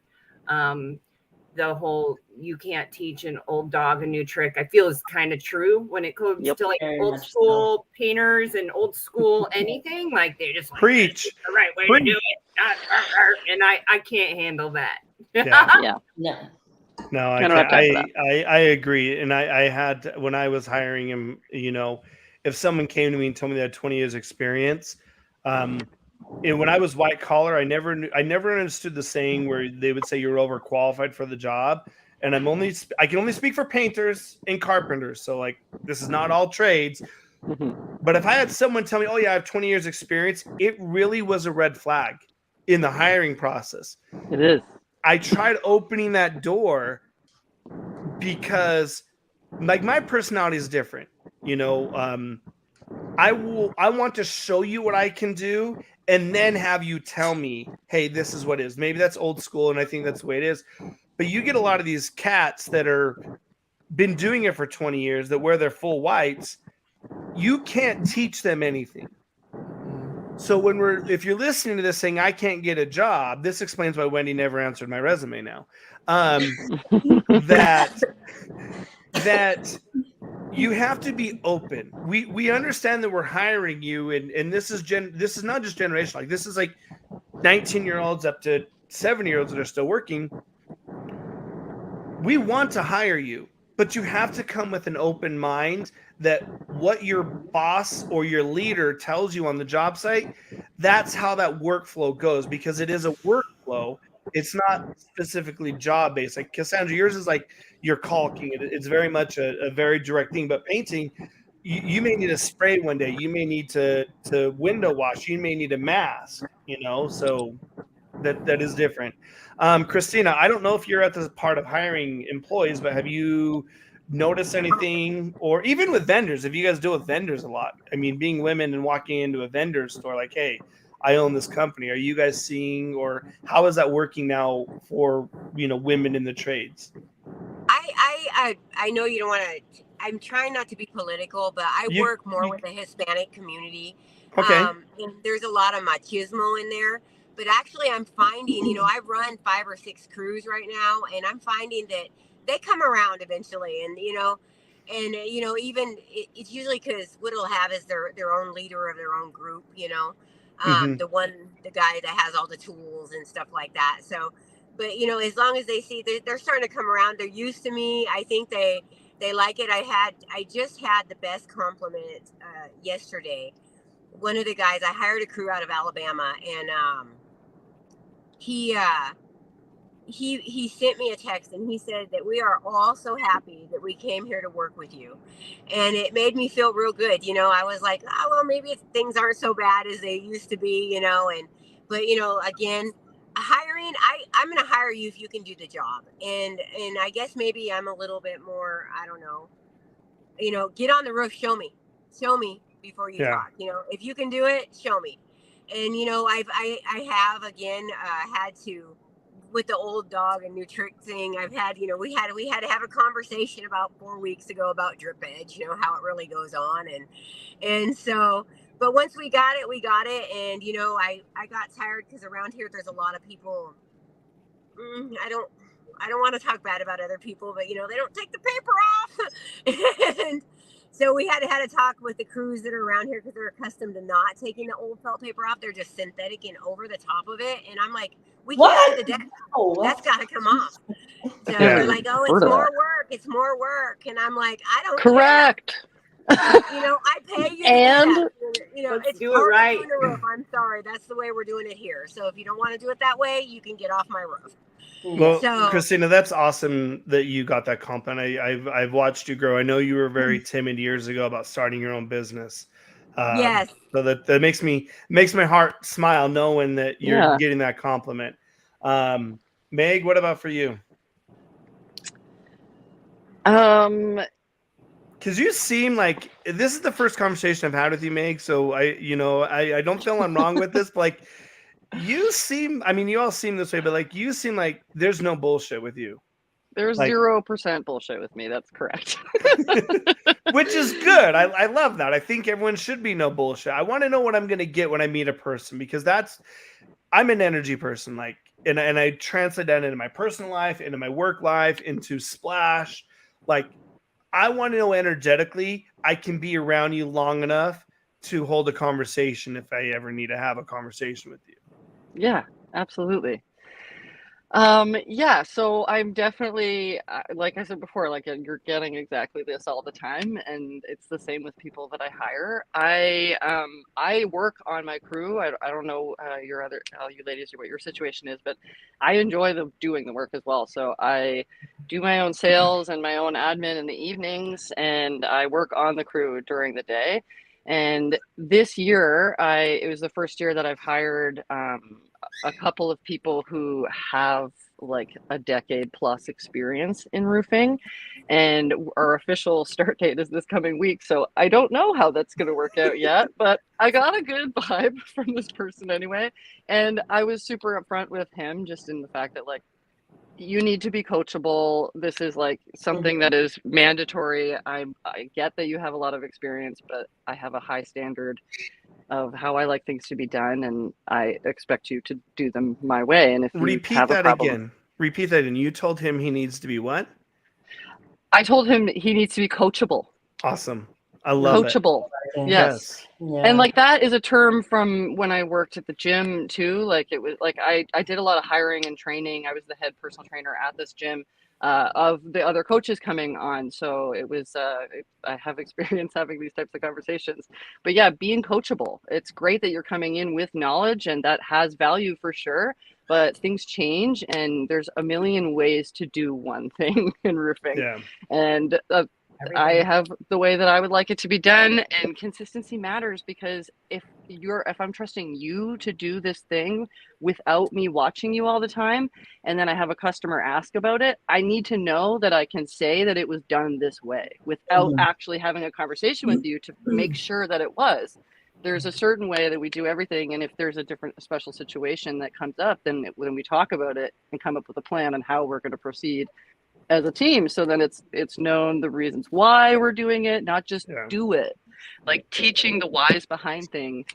Man, you're just dropping truths, teaching the whys. That's so important. Yes. Like it's that's beautiful. Marianne. Yeah, well, it makes a big difference in them wanting to learn from you too, right? Because like you just telling them what to do all the time versus you teaching them and empowering them, then they want to come along with you.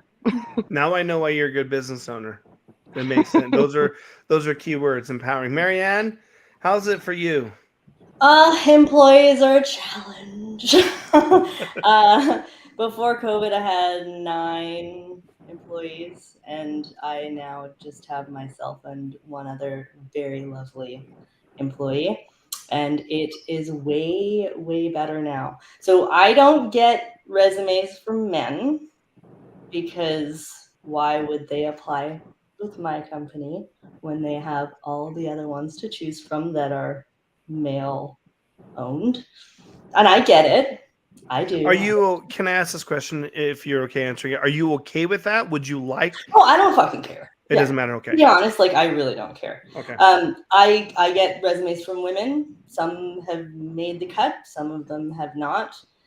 I did some muchly needed housekeeping, at the beginning of COVID, and work-life balance is way better now. But I am not an easy person to work for, plain and simple. I'm bossy.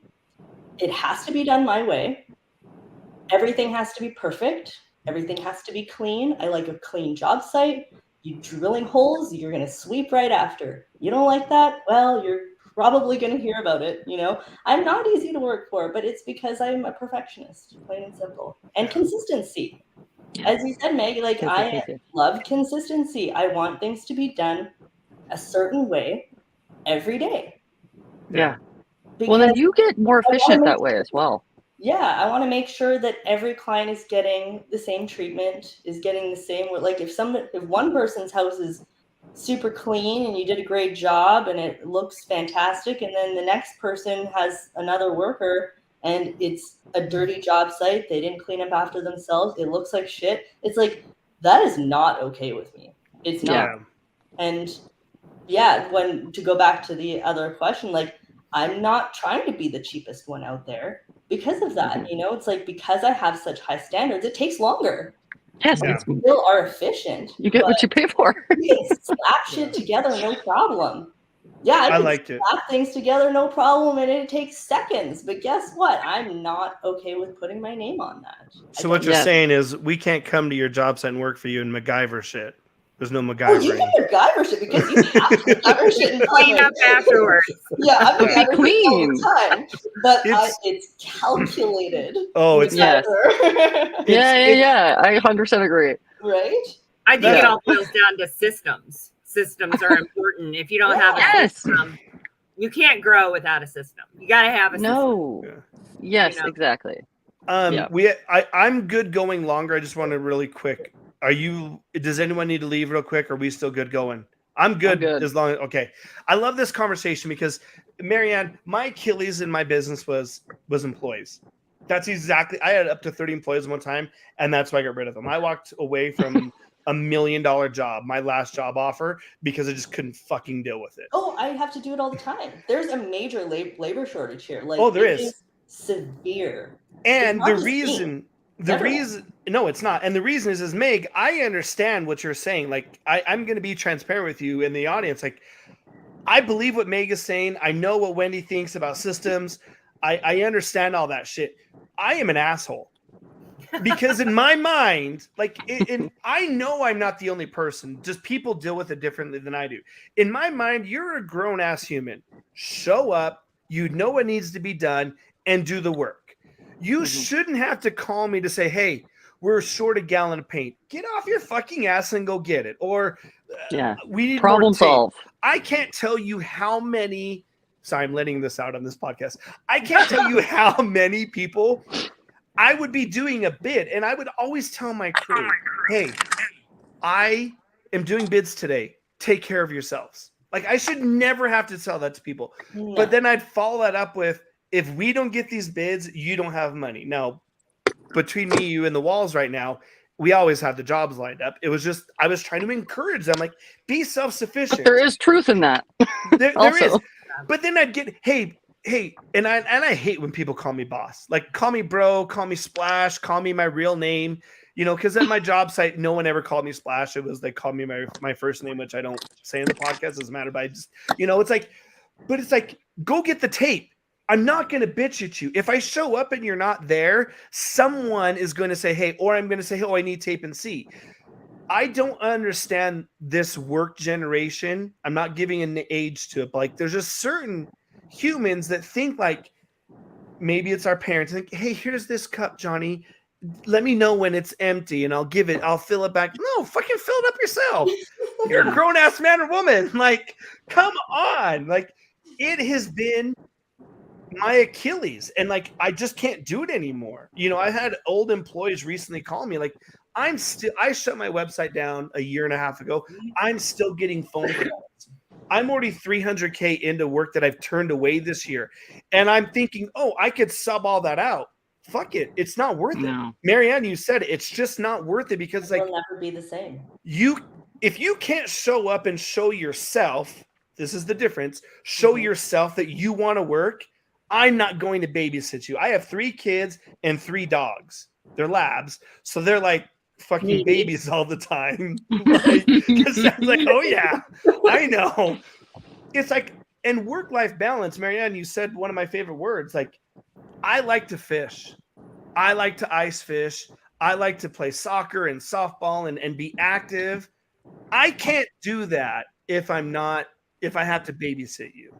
Yeah. And this isn't the old school mentality like, well, you're the business owner, you're making all the money while I'm working your ass off. Well, do you know how to pay your taxes? Do you know how to pay the insurance, the workman's comp? Do you know how to make sure your trucks are fueled and licensed and insured? Like, I one time went to battle with a painter. Wendy, I don't know if you've dealt with this or if any of you have. I say Wendy because I know she paints. But like, painters will get in your face. Like, they're very like, it's a blue collar thing. Like, and I'm like, dude, I'll name 12 things. Do you know how to pay those bills? Because if you can do that, I will fucking let you have that job in my business and I'll do the work. Because I love painting. There's nothing greater in the world for me to be 40 feet in the air spraying a wall. Like, that's the fun part. I've never had anybody get in my face. See, but you're nice. I'm an asshole. I'll walk away and then turn around, walking backwards, saying like, fucking do the job. And I've done that before. I'm not nice. I'm actually not. I'm very. I can't picture you not being nice. But I'm nice. So nice. Like, to an extent. Like, you know, I'm nice after you get what my expectations are. But I'll ride your ass until you get it or you leave. You know, it's 2 options. But I'm it's really just being firm. Yeah, I think that's right, Meg. It is being firm. It's like it's like I have an expectation, and it's never changed. So you either need to get here and then be here the whole time, consistency, because that's where it's always been. Yeah, or get the fuck out. But I'm not gonna pretend that.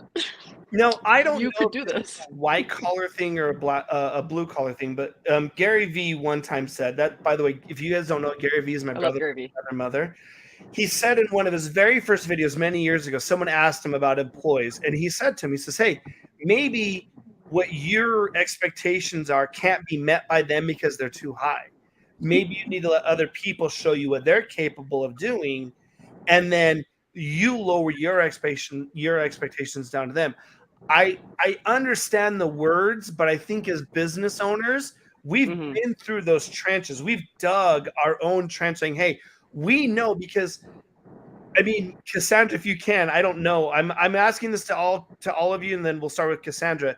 We all have that horror story from a job site, whether we did it or someone else did it, and the homeowner or the customer is just pissed. Like, I have stories after stories of just bullshit. Like, I've gotten phone calls at 2 a.m.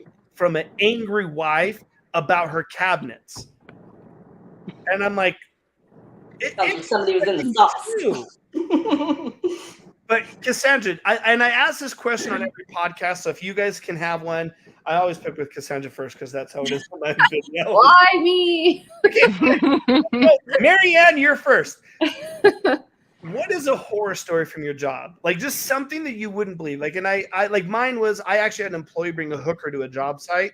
There's a whole episode. You can listen to it. But like, do you have a story that you're just like it was fucked up? That if you want to listen to the episode, I can send it to you. That's hilarious. Yes, please send that to me. Yeah, I absolutely want to hear that. Yeah. What stories do you have? Because like a lot of people don't believe. Like when I told my wife that, she's like, "No, it didn't happen." Like, "Oh bullshit, it did happen." Look at the text messages. Like I got fucking history here showing, you know. But what stories do you have that you don't mind sharing? Because there's some of them are personal. But like there's shit that we deal with that I don't think homeowners understand, or people to hire us, or employees. I don't know. There's just so many. How do you even narrow it down? God, I can't even like.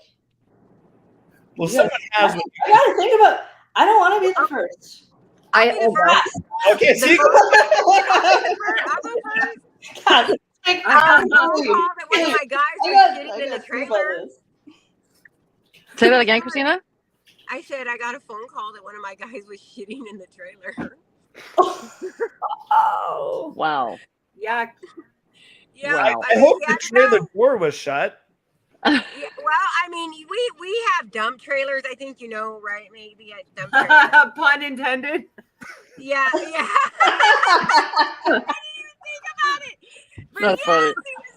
He probably thought they couldn't see him because of the walls. You know, there's like 3 or 4 foot walls on the dump trailers. You know, and he was up in the corner. And I guess we forget about second stories on houses. I don't know. So that's a true wild. story. Yeah, he took a dump in the dump trailer. Wow. That's my horror story, but that's true. Is it bad? Is it bad of me that I could see both ends of the spectrum? Like, yeah. Well, I mean, I can't do. When you gotta go, you gotta go, and if there's nowhere to go, you know. Those porta potties are hella. Well, better the trailer than they caught him out in the yard. You know, I don't know. Maybe you need You guys do. This says no dumping humans. That's the biggest problem for us, I think, is we don't have. I don't have washrooms when I go to people's homes. Oh, I know. Isn't it horrible? Yeah, I just go to Tim Hortons. Yeah, I had this one job site. I was on a big job site. And there's actually 3 females on the job site, and it's one of those work trailers. They had to lock the woman's key into the trailer because so men didn't use the woman's bathroom. Well, I went and got that key. I'm like, oh, it's not locked. I open up, guy taking a shit right in front of me, like in the woman's washroom. I'm like, I am sorry, but then the site super confronted him, and he goes, well, it's a lot more cleaner than ours, so why wouldn't I use it? fair. I'll admit it, dude. As the only guy in this podcast, dudes are fucking disgusting. We just are. But I've heard some more stories about women too. Drywallers will sit and piss in water bottles and leave it up there. Like, it's so bad. yeah. No, okay. So bad. You brought this up, Cass. So when I had my enclosed trailer, I had Gatorade bottles that we would save because you drink a lot. And I had told I had a very strict rule that we never, if we were exterior, we never used the bathrooms, like in a customer's home. We never had to. Yeah. I would always, whenever we got on a job site, I would always tell everyone where the bathrooms were, the nearest restrooms were. But sometimes you just gotta go piss. Like, it is what it is.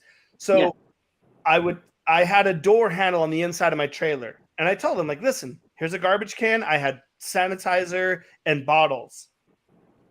I didn't care as long as the door was shut. But like you mentioned bottles, like we had a trash can. We specifically had it set up. Like I had to think this through because I mean, we're in 100-degree. I mean, you roofers, you know this, but like sometimes you're getting on hot days that you just like I would have to force my crew, like, hey, y'all need to drink some water. Yeah. Oh yeah, you got to force it in them. When I'm ice fishing, I have a pee bucket in there because Me too. High five. right down the ice hole. My wife asked me, she's like, so if I go ice fishing with you, how do I? I'm like, I'll get it figured out. I bought a can bucket, and then you take the pee and put it down the hole. No, you're good. You're good. My boys make a game of it now. We have a tent, but if no one's around, they like drill their own hole about 50 yards away from us. Wendy, you have any stories? Anything you want to share? You know, my Wendy crew's doesn't like to embarrass herself at all. Just so you my know. crew's all female. The fuckery does not exist the same way. Bullshit. Bullshit. Honestly, I really don't. I mean, I have, little bloops and fuck ups on job sites, but it's nothing like, it's like, whoa, it's not like one of my crew members had a hooker on the job site or anything like that. Like nothing like that happens for me. I've been sitting here quiet trying to think of something cool. I got nothing. Never had a really upset customer, like anything that just like you were like, why is this happening? I mean, I've had some dick customers for sure, so unreasonable is typically what it is. But no, nothing that really stands out. That's Fired a customer? Have you ever had, like, have any of you guys ever had any? Oh yes, I have a blacklist. Full blacklist. I fired a couple for sure. Yeah, even some people can't be reasoned with. Yeah, whoever made that saying the customer's always right, fuck you. No, you're way wrong. Like, no, doesn't happen. I'm usually right. It's always right. You hired me. Well, that's what it boils down to sometimes. Like, sometimes people start telling you how to do your job, and it's like, why the fuck am I even here then? That's when you bust out the contract, and you're like, yeah. I just shut that shit down right away. Over your shoulder, watching you make every move, making sure you're doing everything right. Oh yeah, no, it happens to. No. It happens. Like, go away, let me do my job. Yeah. I do videos and pictures of of the process of the re-roof. One, because the homeowners don't know anything, so I'm just trying to get people to know.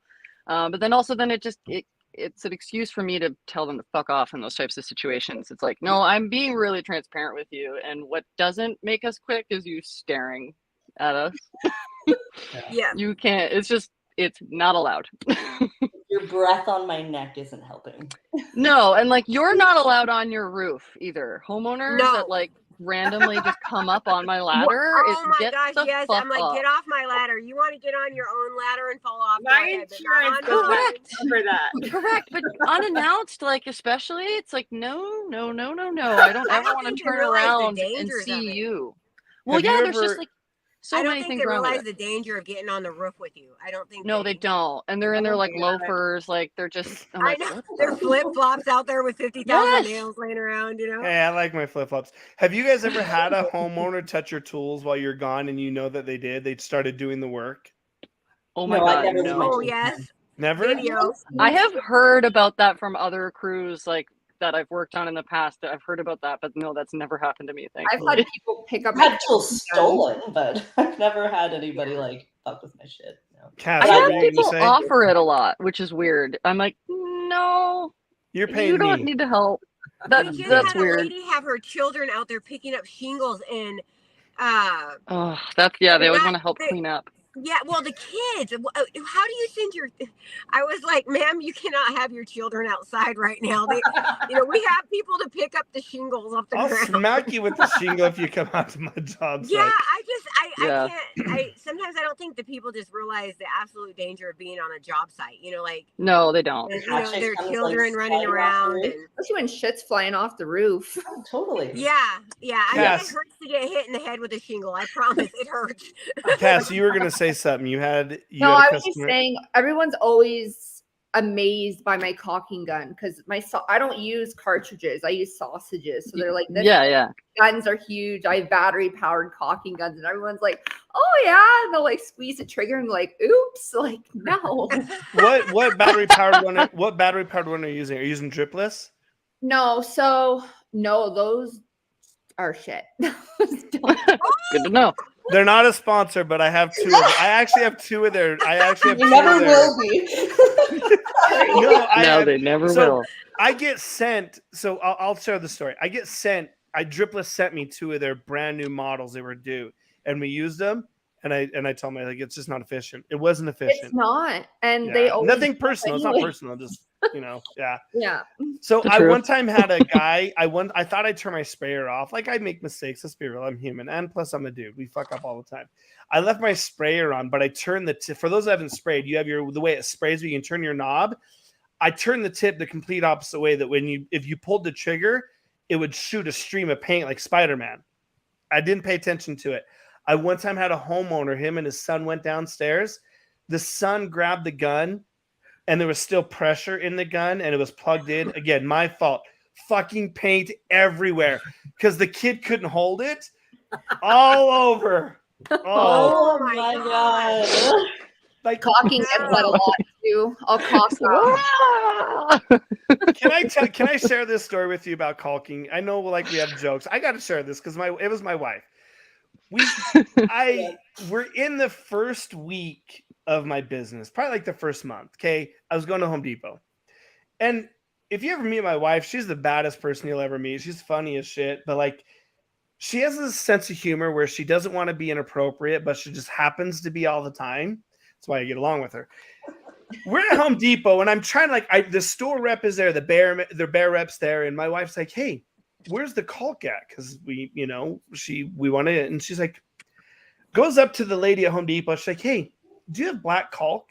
And the wife's like, yeah, so they go back and I'm watching this knowing like, I know what's going to happen. I'm like, I gotta see this through. The woman hands my wife a roofing caulk, which is a bigger tube.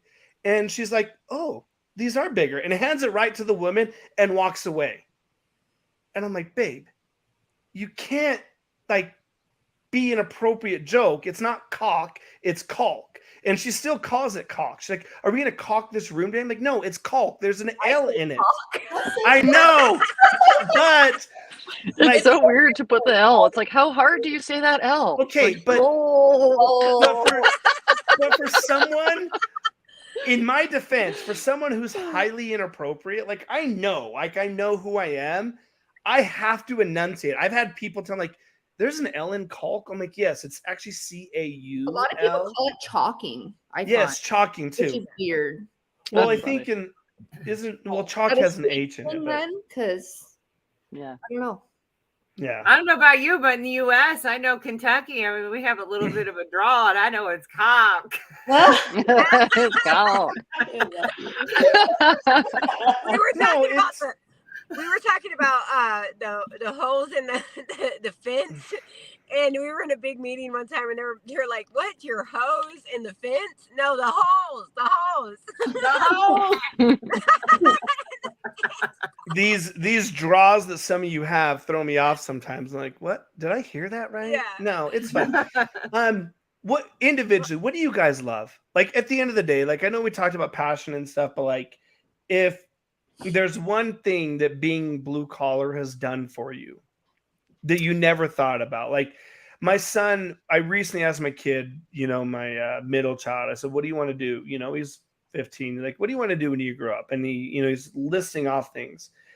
And for me, I sat back and I'm like, I honestly can't tell you anything I thought I wanted to be as a teenager. I remember the weirdest day of my life, and this is still to today, is the day after I graduated high school. I had no idea what the hell I was going to do.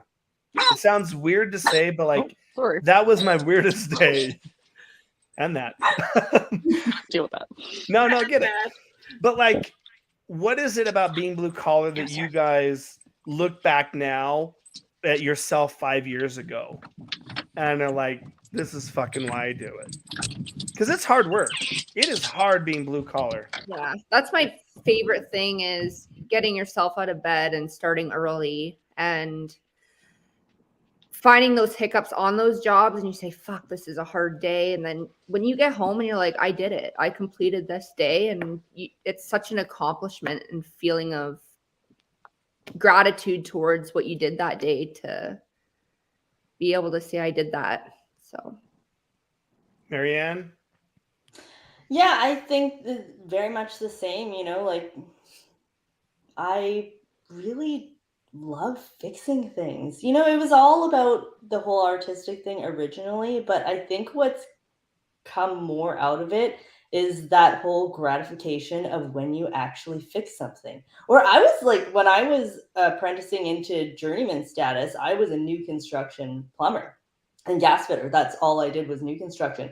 I only started in the service industry when I opened my company because I was just like, I'll take whatever job, just make sure that I'm busy, you know? Yeah. And I'm grateful that I've been busy from day one, but that's how it's ended up, is that I have now started in the service industry for the last 8 years. And with that comes fixing things, like fixing gas appliances. And like, I didn't know anything about that. But somebody was like, hey, can you fix my fireplace or my boiler? I was like, sure. And I did it. And I did it over and over and over again. And now I've become like this fireplace repair guru of the Southern Vancouver Island, which is crazy because they're really not that hard to work on, for one.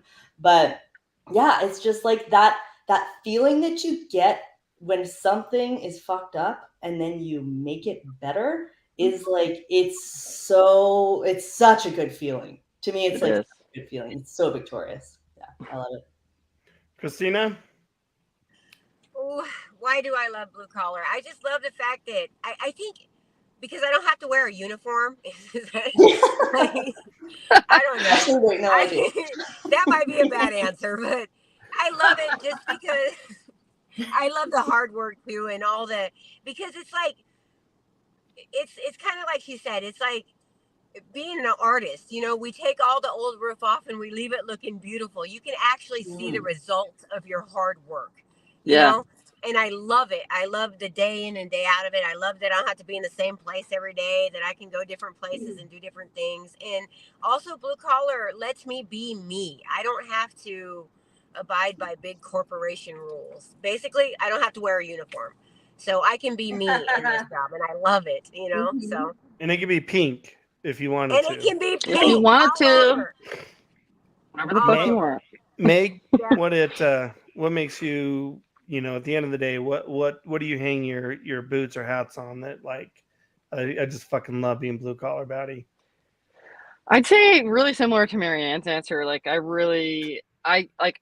truly think I became a problem solver in doing this type of work. I didn't used to think that way as much. And like, you become successful once you start to really successfully problem solve. And then the gratification that you get from solving a problem is like, just, you can't even describe it. Like, and for me, I knew like I wasn't going into academia, but I didn't have any idea as to what I was going to do. School I did not succeed in, so it was like I kind of just thought I was fucked until I got into roofing, and then it was like, oh, this is what I'm supposed to do. Like, I'm not dumb, I'm actually really smart, and like I can do all these things. It's like it wasn't for me to be in a classroom or do like a desk job 9 to 5. And like the trades really opened my eyes to the possibilities of that. And then once I, like Marianne said, like I started out just doing asphalt roofing, but like people started asking you to do other things, like take down chimneys and can you replace my eaves troughs and then siding and all that. And I would just be like, yes. Yes, I can do those things. Yeah, and then now just go and research and figure it out and then have a game plan and do it. And like I've never had any disaster situations happen. Like I now have this giant skill set that I didn't have before, simply by just saying yes and putting myself out there and like being a problem solver, becoming a problem solver, and then just getting better at doing that and being able to, like, in roofing especially, like I I like how the job turns over pretty quickly. Like you're only there for like a few days max, depending on the size of your project, and then it's on to the next one. So it's really like satisfying in that way too. Yeah, I think a lot of whether the employee or the business owner, I think a lot of people are afraid to say yes. And no, not everyone's cut out to be a business owner. Let's just be very clear. Like, Let's be very real about we're that. we're not all built, and that's okay. I know I Yeah. I'm not trying to hurt people's feelings. It is the truth of the matter. Like, but at the end of the day, if you can't be the business owner, but you're passionate about it, go and work for someone that'll let you be you, where you can help them.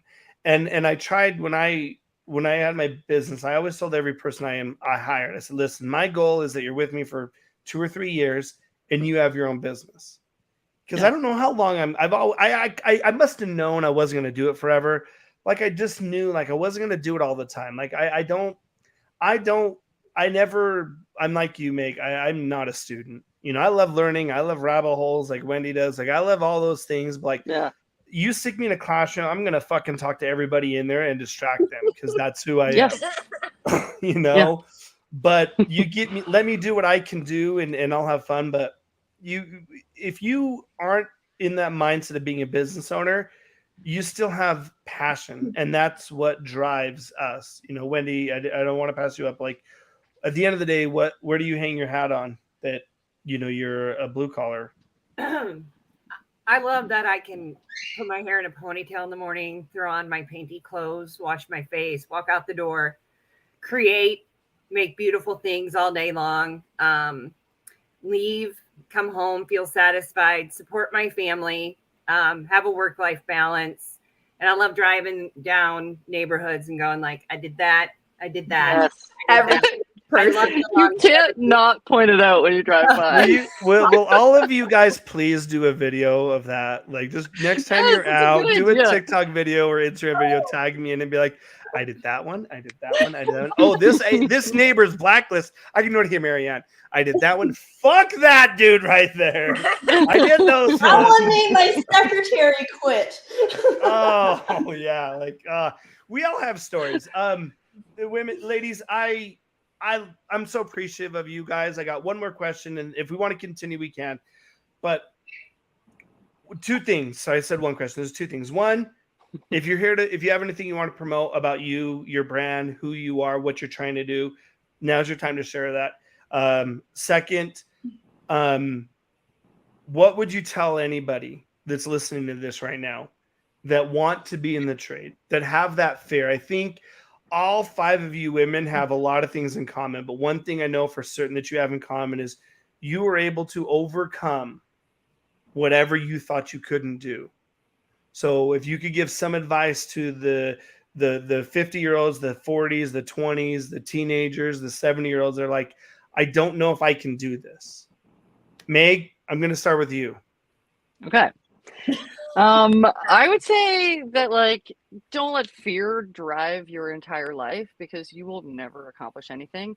And even I get stuck in that type of mindset, and it's tough to get out of sometimes. But like, you aren't going to be good at something that you don't know anything about yet.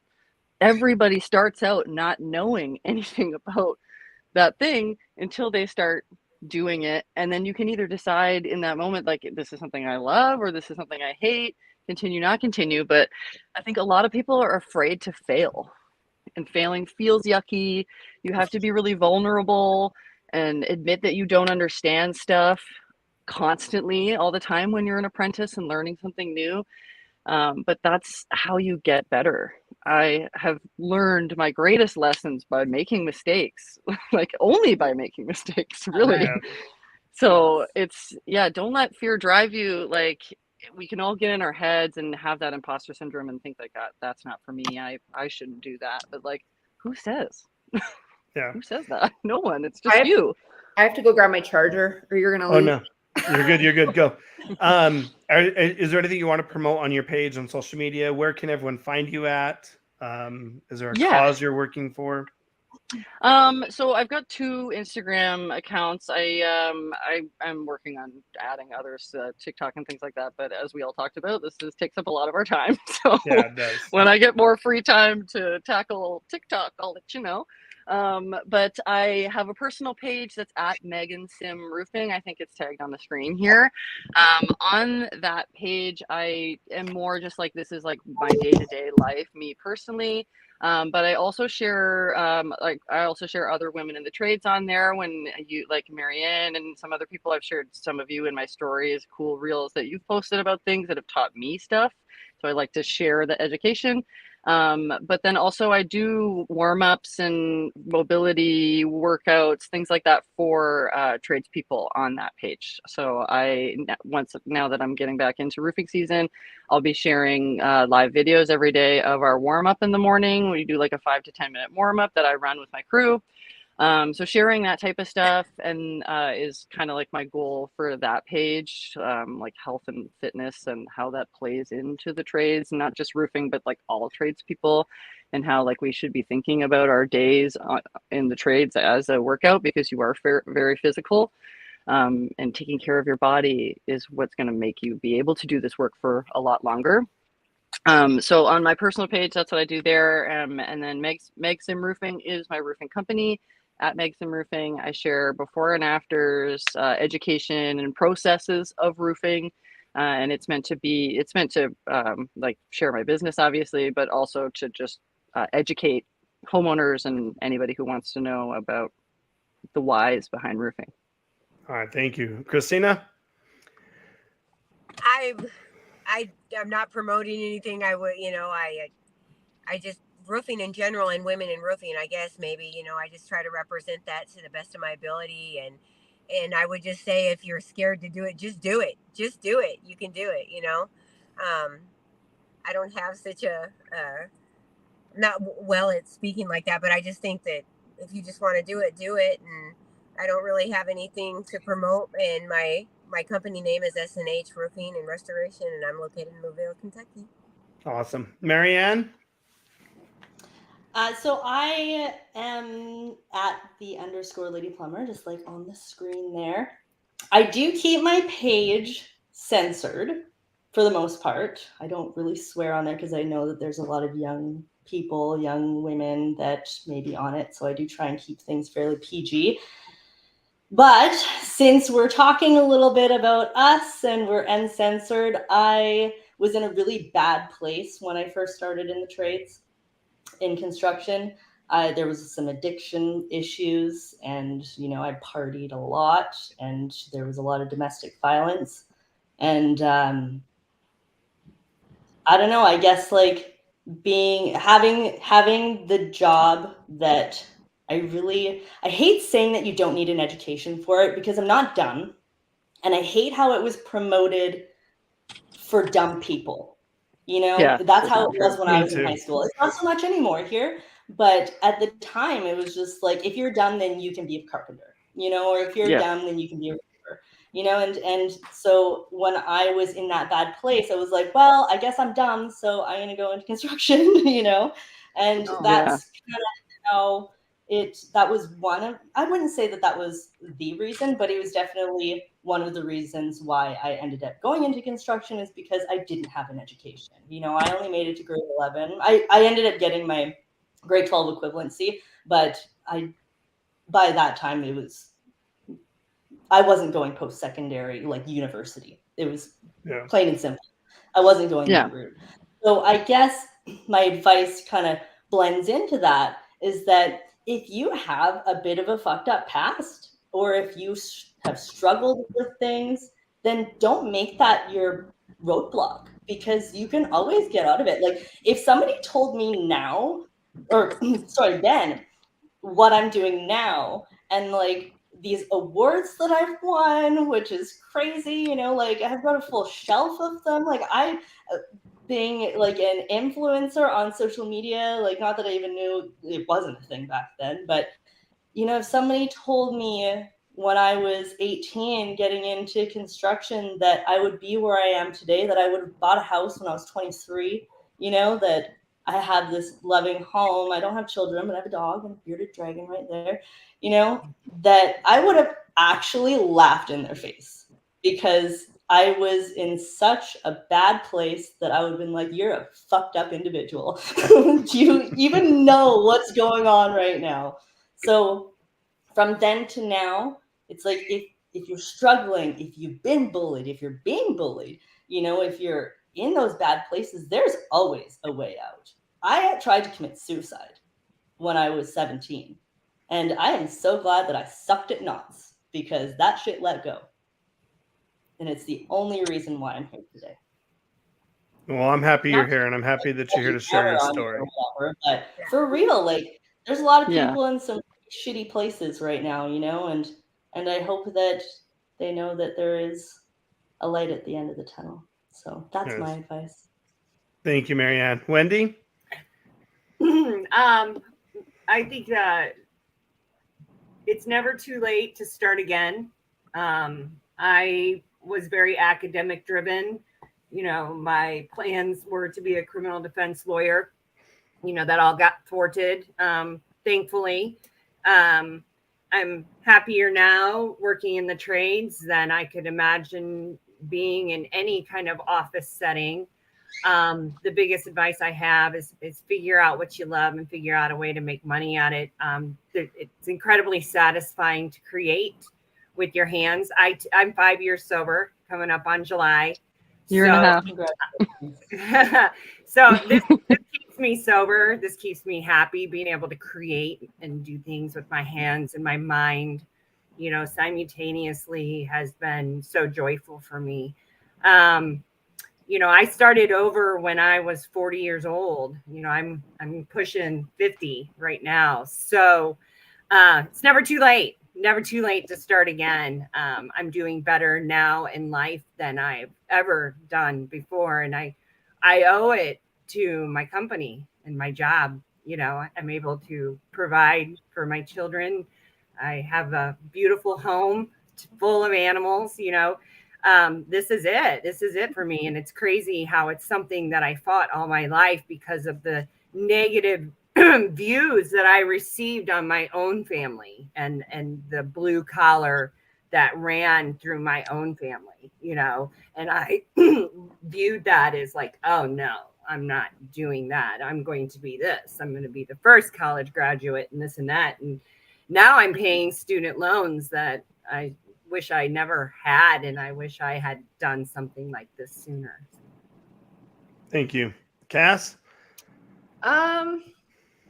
Don't be scared to go out and get what you want. I grew up with my family living paycheck to paycheck, and I said, there's no fucking way I'm doing that.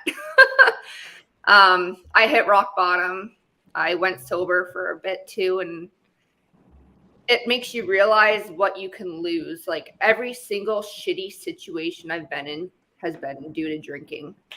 And and now like my dad told me and I didn't want to listen, but now I'm turning everything around and I'm trying to, I have a 7-year-old. He's going to be 8 in October, but he's coming to work with me this summer, whether it's caulking off of windows or just getting him out there to teach his generation that they can work, because apparently nowadays everybody wants a job, but nobody wants to work.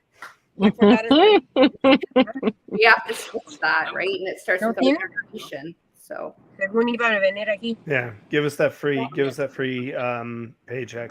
Yeah. Well, ladies, first and foremost, thank you so very much. You guys are starting off my Ladies of the Trade Roundtable. This will be something I host a few times throughout the year.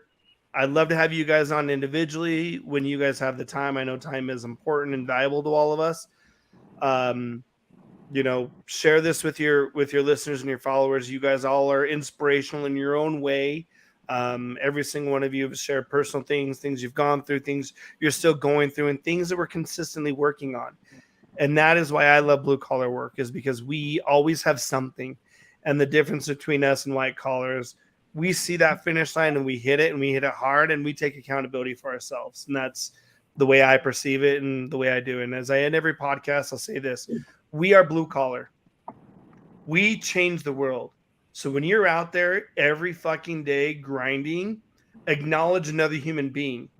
You could be that voice that stops someone from grabbing anything in their wall or their closet and going out and hurting the world. Acknowledge another human being. You don't need to be their friend, but saying, hey, here's a drink, here's a lunch. I like your shoes. I like your jacket. Let's be that change and let's be that voice. And to every woman, young or old, and even the men that are in this world, whatever you fucking want to do, you can do it. You have to be willing to work in the trenches. And no, it's not easy.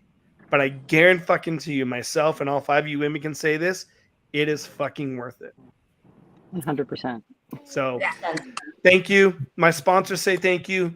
We'll end with this. And for those that don't know, this jam is actually done and there's song to it, but he hasn't given it to me yet, from Tyler the Bearded Painter. So we'll end it with this. Much love, everybody, and thank you. Thank you. Thanks, everybody.